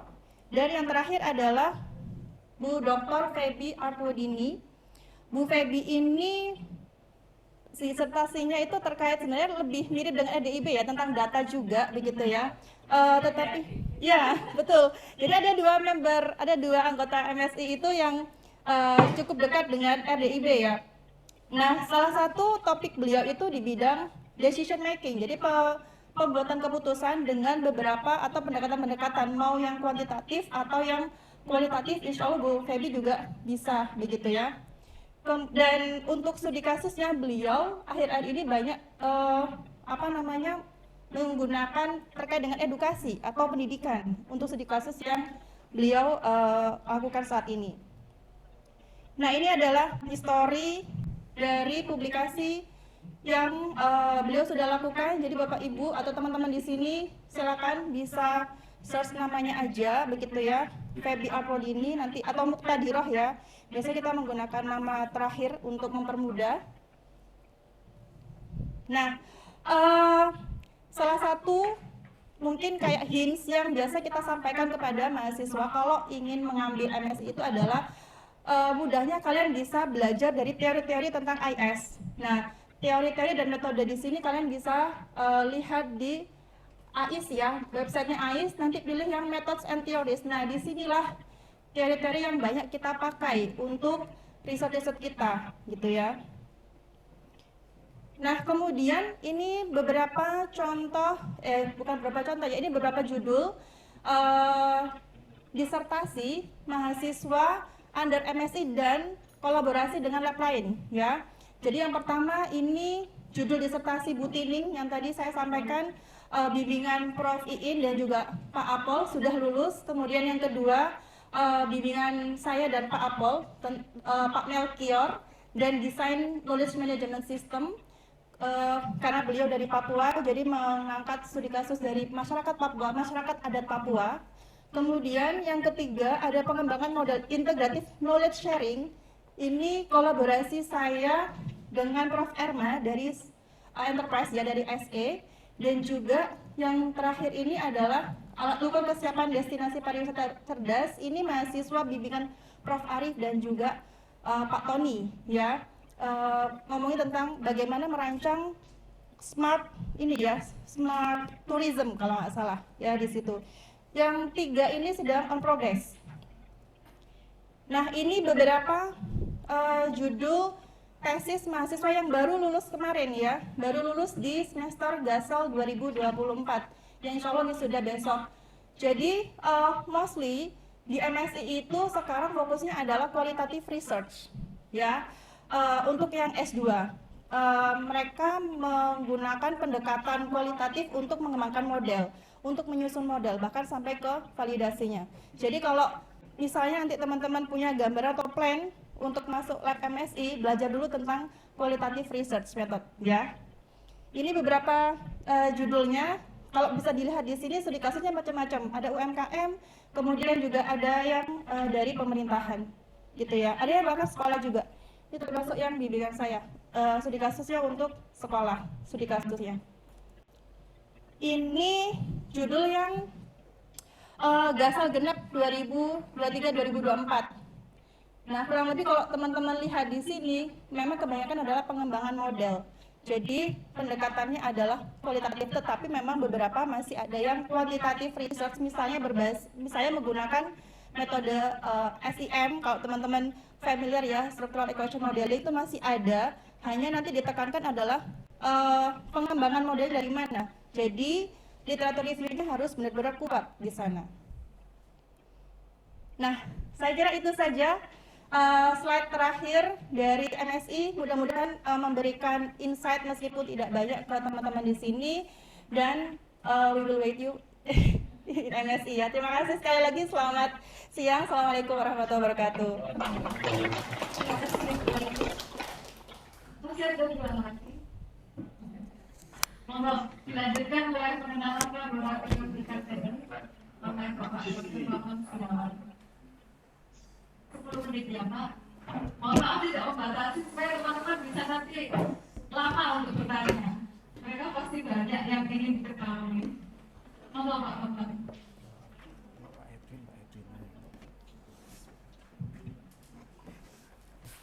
Assalamualaikum warahmatullahi wabarakatuh. Ya kok Mas? Baik, terima kasih. Saya dari Lab IT, Infrastruktur dan Keamanan Teknologi Informasi. Satu paket, kalau kita ngomong di Pujasera berarti ada bagian yang lain yang dititipkan di lab kami. Kami dari sisi yang cenderung ke hardware, mungkin bisa dikatakan bagian-bagian yang kalau tadi MSI mengatakan nggak suka programming. Mungkin IKTI itu adalah tempat yang kesasar karena hobinya. Kalau nanti dilihat latar belakangnya itu beragam sekali, tapi hobinya sama di bidang keamanan. Salah satunya di situ. Latar belakangnya dosennya nanti sangat beragam. Jadi lab IKTI adalah diarahkan untuk melengkapi sisi yang mungkin teman-teman ingin melihat dari sisi keamanan dan sisi yang awal, infrastruktur. Untuk membangun dan mengimplementasikan sistem informasi tentunya butuh infrastruktur dan Kalau sistemnya sudah dibangun, dia jalan aman. Itu ada di kami yang mengupdate dua sisi, depan dan belakang. Oke, next. Ya, ini tampilannya. Kalau tadi ditampilkan belakang, saya mengatakan lab saya yang paling kelihatan banyak mainan di situ. Oke, nggak apa-apa, depan. Yang pojok kanan di situ itu adalah salah satu mainan. Jadi kita nggak ngomong infrastrukturnya. Kalau infrastrukturnya itu mengarahkan kepada network, mungkin Anda bosan. Kita lebih gesernya, akhirnya kita pilih, oke, Internet of Things. Dan dipadukan dengan yang lain. Salah satunya muncul simulator mengemudi, SIM di situ. Itu salah satunya. Kemudian di bawah di sana ada printer. Untuk melengkapi itu kita sudah ada printer 3D. Jadi pada saat kita harus membuat desain-desain sendiri, departemen sudah melengkapi dengan desain Anda. Mau membuat kotaknya, mau membuat komponen dalamnya, sudah disiapkan untuk Internet of Things-nya. Next, Pak. Oke. Kami satu-satunya lab yang sama departemen belum diizinkan untuk ada dosen wanita masuk lab kami. Nggak tahu ini. Bu, semua. Nah, ini dulu mantan. Ini pelopornya lab itu Bu Iin. Ternyata setelah kembali labnya dipecah. Kita. Baik. Saya sengaja bagi dua di sini karena tingkatannya adalah yang sebelah kiri Anda, itu yang S3 yang bisa mendampingi Anda di S2.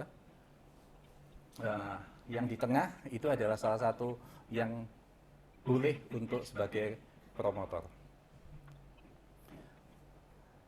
Saya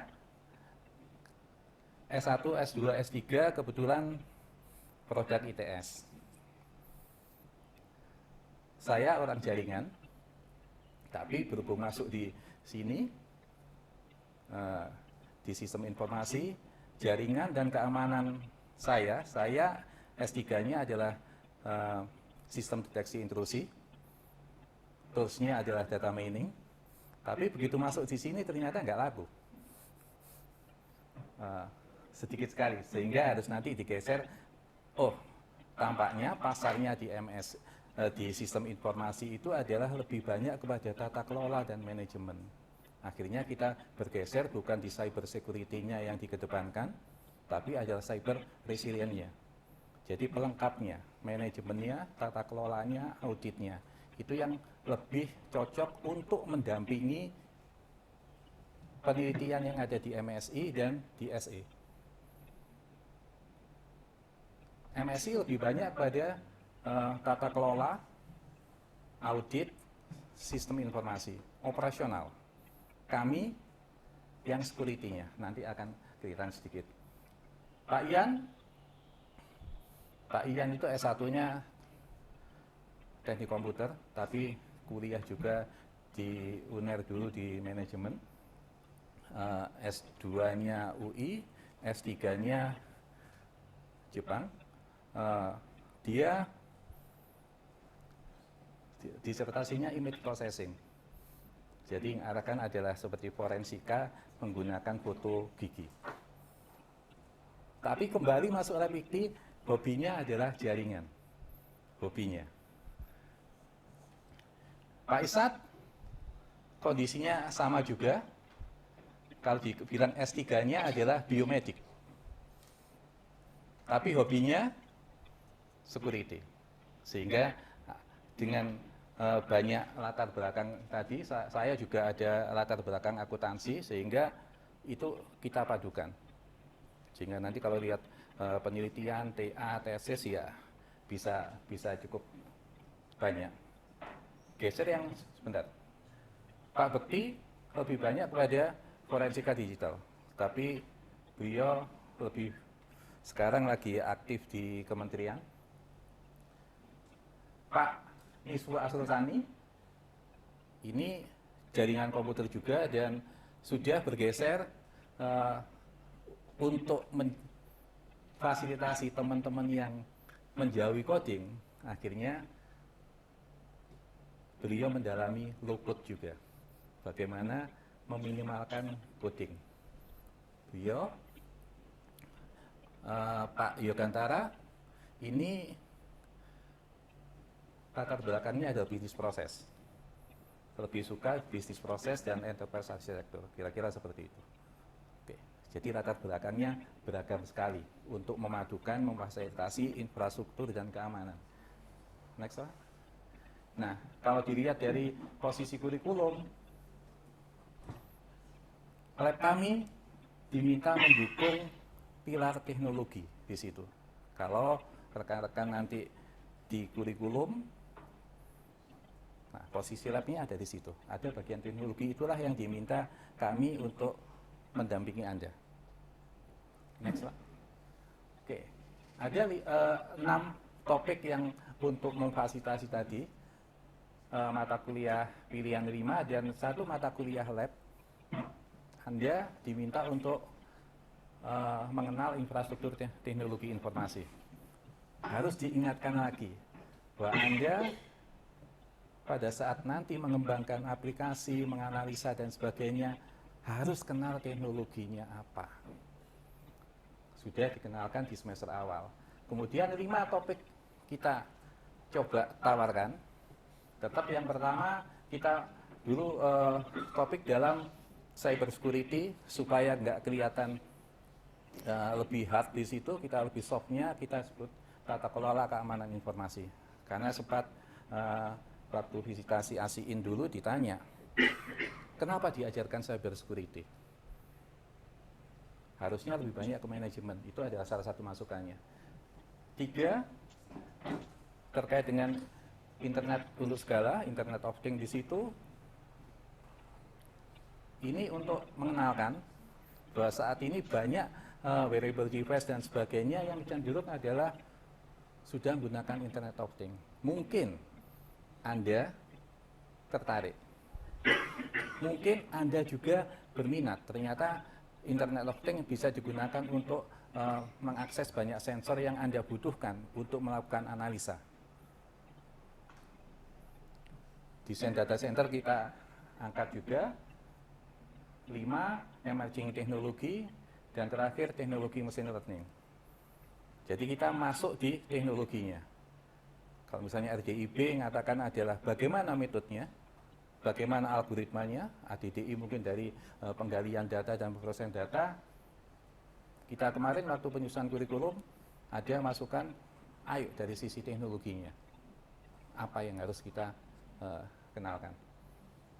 Sepertinya semester ini muncul. Oke, lanjut Pak. Oke, lanjut lagi. Oke, kita ada di bagian dalamnya di security, itu adalah ada data, human, organizational, dan societal. Ada sekian banyak. Anda mau mendalami yang di mana? Security itu luas. Selama ini kita hanya mengatakan yang namanya security itu hanya hacking. Enggak seperti itu. Oke, lanjut Pak. Kalau dari perencanaan strategi dan sebagainya, ini menggambarkan bahwa harusnya terkait dengan security itu dipikirkan dari awal juga.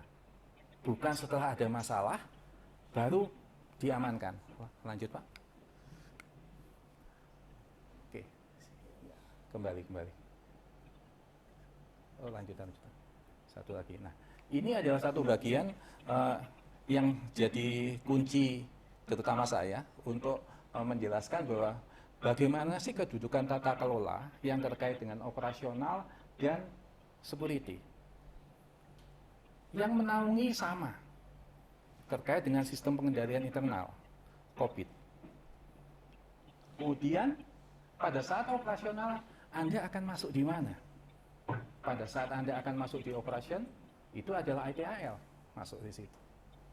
Pada saat Anda akan bicarakan security, Anda harus masuk biasanya adalah ISO 27002. Itu yang best practice-nya di sana.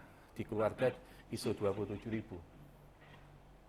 Level yang dipahami sampai bagaimana menurunkannya menjadi SOP. Arahnya seperti itu. Ada perbedaan secara teori. Tapi pada saat membangun dokumen, harusnya dua-duanya dipertimbangkan. Lanjut. Lanjut, Pak.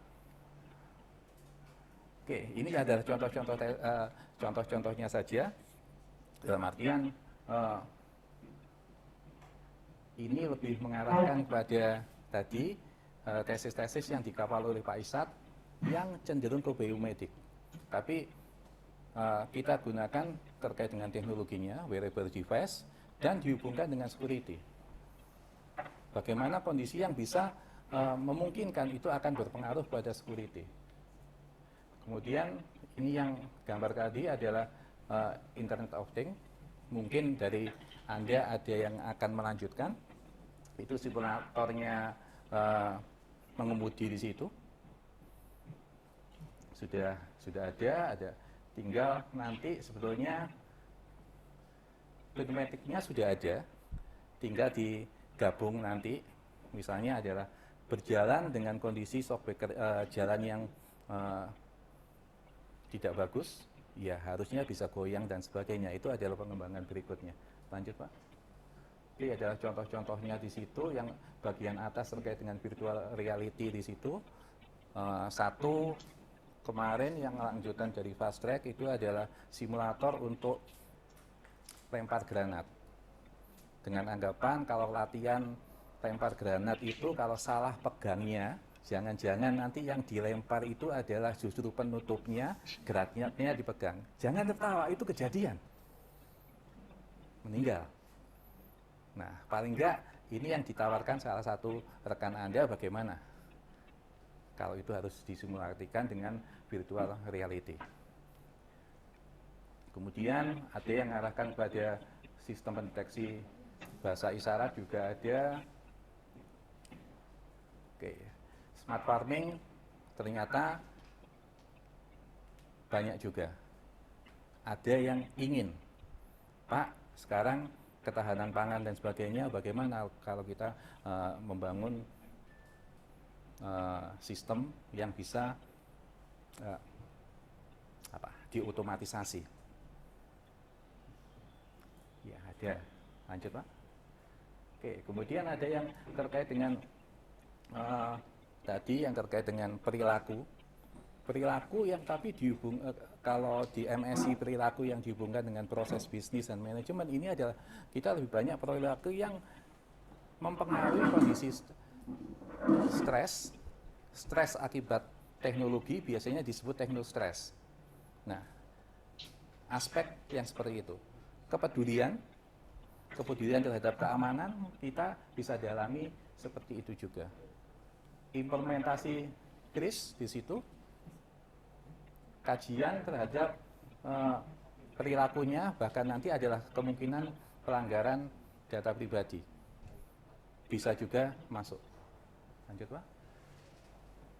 Ini ya contoh-contohnya yang kalau kita terkait dengan analisa faktor-faktor, kita menggunakan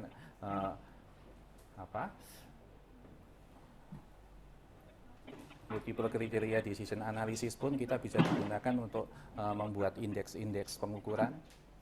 Silakan, lanjut. Ya. Satu lagi, kita sampai kelewati. Nah, ini yang terkait dengan tata kelola di situ cukup banyak yang sudah dikembangkan. Oke, karena sudah terima kasih berarti ya harus tutup dengan terima kasih. Jadi itulah yang kami sampaikan, kami akan melengkapi dari sisi yang lain. Anda diwajibkan 3 mata kuliah pilihan lab Anda plus 1 mata kuliah pilihan di luar lab. Begitu ya, Bu? Atau semuanya harus 31 kan sekarang? Oke, kalau sebelumnya 2 mata kuliah pilihan lab, tempat tes Anda tesis, dan 2 lab yang lain, salah satunya mungkin Anda akan melengkapinya dari sisi yang keamanannya. Lab kami sudah menawarkan menunya seperti itu. Itu yang ditugaskan kepada kami. Baik, terima kasih. Itu dari kami, Lab IKTI.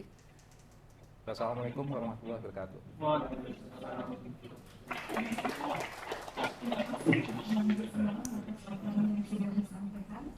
Terakhir, perkenalan tentang laboratorium ADDI yang akan disampaikan oleh Pak Faisal.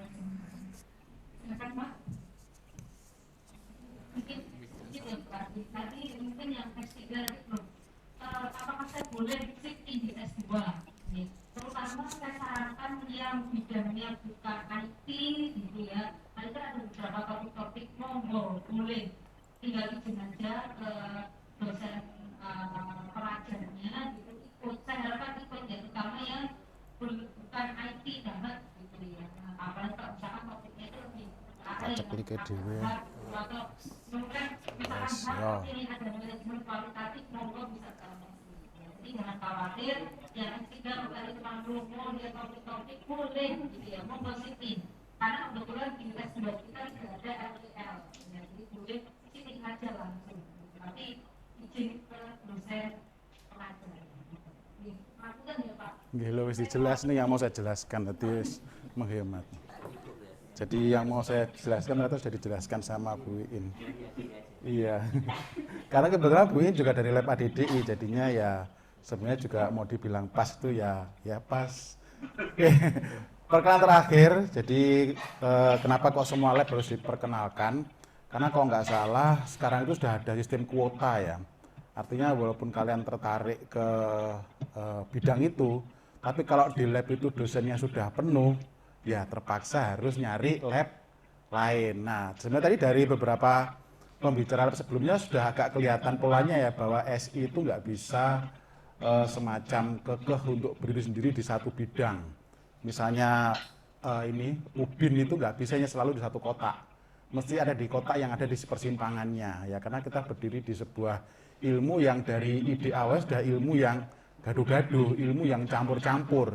Kalau kita dari beli gaduh-gaduh terus ternyata dipilih sendiri, tahu sendiri, ini sendiri ya jadi lucu. Nah, kita itu sudah ilmunya awal, sudah ilmu yang campur.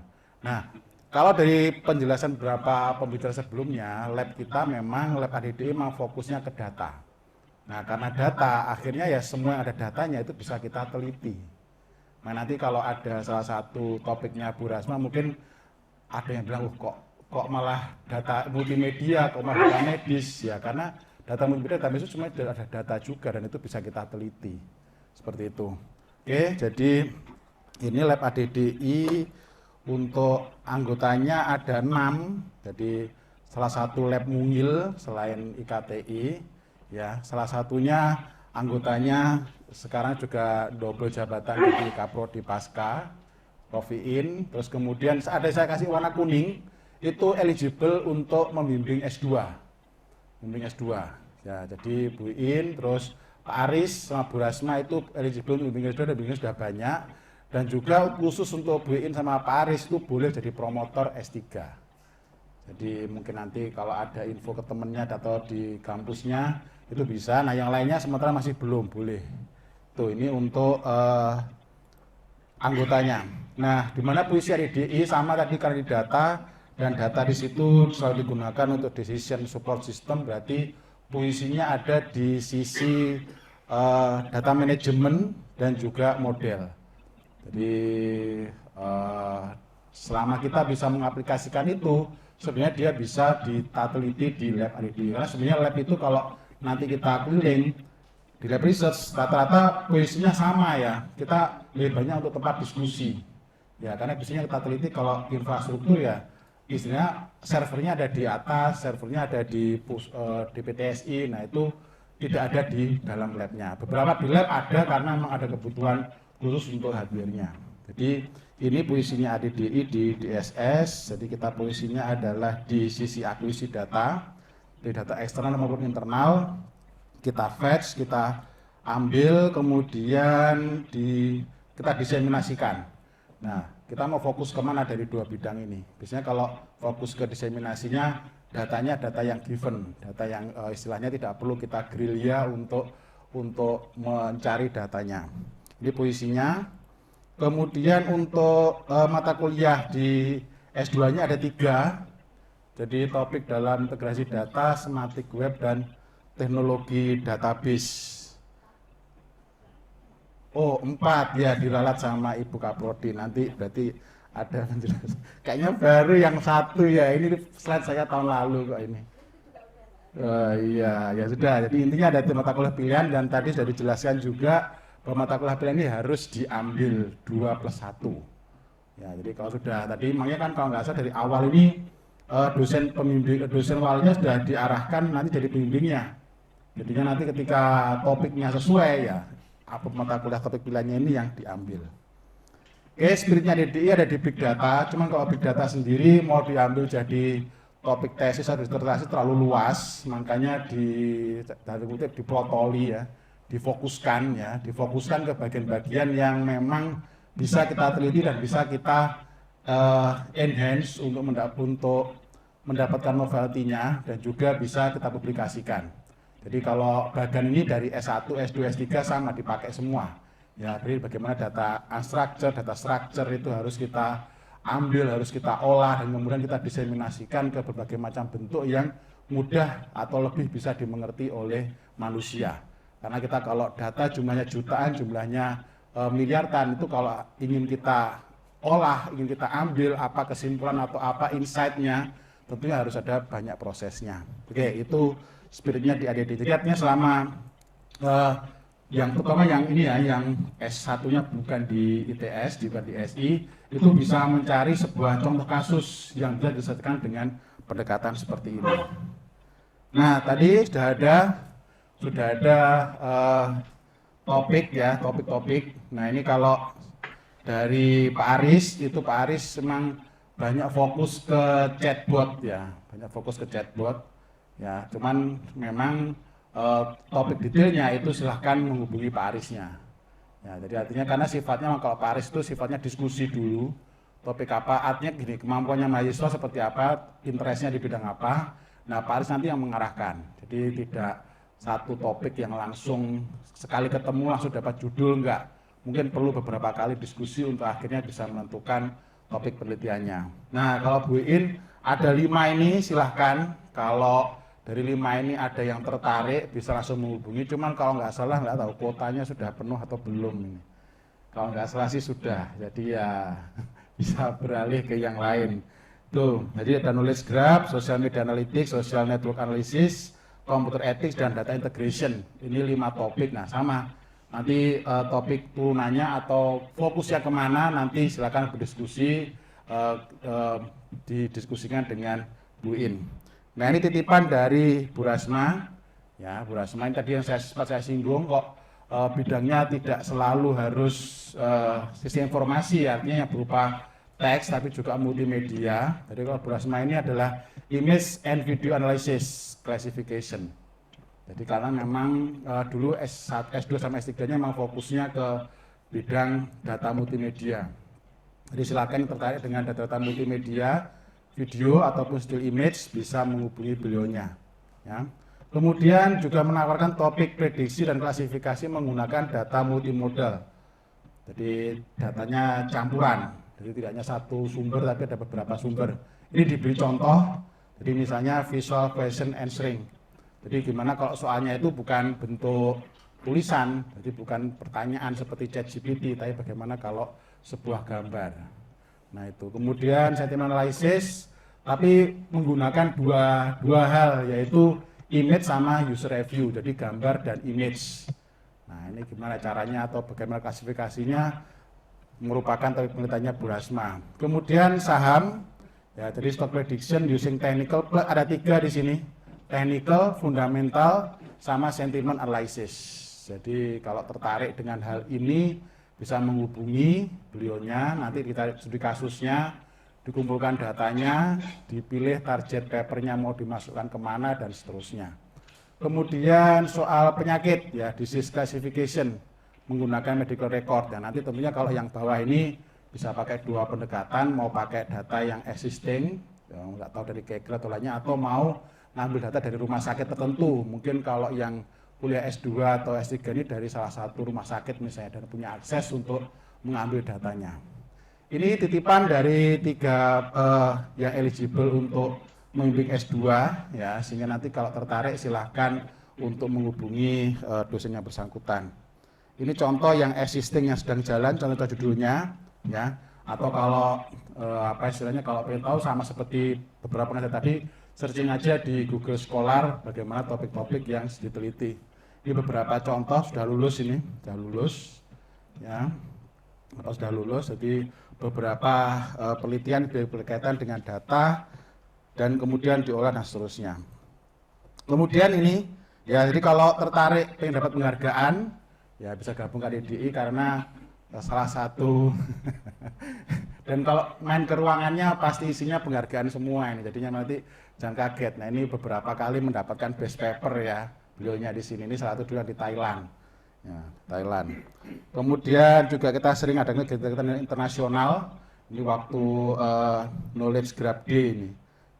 Kemudian juga fasilitas nggak terlalu banyak ini ya, cuma sebenarnya nggak tahu tadi beberapa pengajar sudah menjelaskan. Sebenarnya kita punya superkomputer ya, superkomputer yang memang akhirnya karena dipakai oleh satu fakultas, akhirnya harus dibagi sehingga agak dioprek OS-nya, dan memang ada kendala di RAM-nya. Jadi kalau penelitian nanti di penggunaan superkomputer ini, NVIDIA DGX A100 ini butuh yang tidak terlalu banyak RAM, itu bisa pakai ini. Ya, nanti menghubungi Bu Rasma untuk antriannya, jadi dapatkan loginnya, ngantri kapan mau diproses di situ. Nah, cuman biasanya kadang-kadang kalau dari beberapa kasus mahasiswa lebih senang pakai PC-nya sendiri.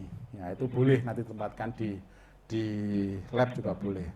Juga kita sebenarnya punya server, ya, punya server ini kalau mau ngoprek untuk ini ya, untuk akuisisi datanya, itu kalau mau nginstal sendiri, mau nyeting sendiri itu boleh, silahkan. Jadi kalau mau riset tentang crawling itu sebenarnya bisa disediakan, nanti tinggal menghubungi dari Kaleb, nanti dikoordinasikan dengan Mas Nano nanti. Seperti itu. Oke, jadi itu presentasi dari saya. Semoga tahu lab ADDI, kalau soal tempat ada di lantai 1 gedung 3. Ya, ada tulisan nanti. Kalian pun nanti kalau udah, cuma kalau habis buka pintu terus kaget, loh isinya kok sama aja dengan lab lainnya ya. Satu-satunya lab yang beda cuma lab IKTI. 4 lab lainnya itu boleh dikatakan isinya sama. Ya, cuma meja-meja untuk diskusi. Ya, jadi seperti itu nanti kalau keliling-keliling sehingga kalian tahu kalau pas butuh riset ada 2 sih kalau S2 ya, mau di ruang residensi atau di lab terserah. Ya, kalian lebih suka lebih nyaman untuk mengerjakan di tempat yang mana. Ya, saya rasa itu berarti untuk pengenalan lab ADDI dari saya. Waktunya saya kembalikan. Terima kasih Pak. Baik, teman-teman. Sekarang sesinya bertanya jawab. Namun mohon maaf ya, ini waktunya sudah lebih. Jadi mungkin kita batasi saja 2 pertanyaan cukup. Silakan. Yang ingin bertanya tentang apa saja yang tadi sudah disampaikan oleh Ibu dosen. Silakan. Apa sudah jelas semuanya? Oh begitu ya. Jadi info dari Buka Prodi, asal ada pertanyaan, silakan teman-teman langsung menginfo ke dosen lain. Oh, Pak Rodi juga boleh.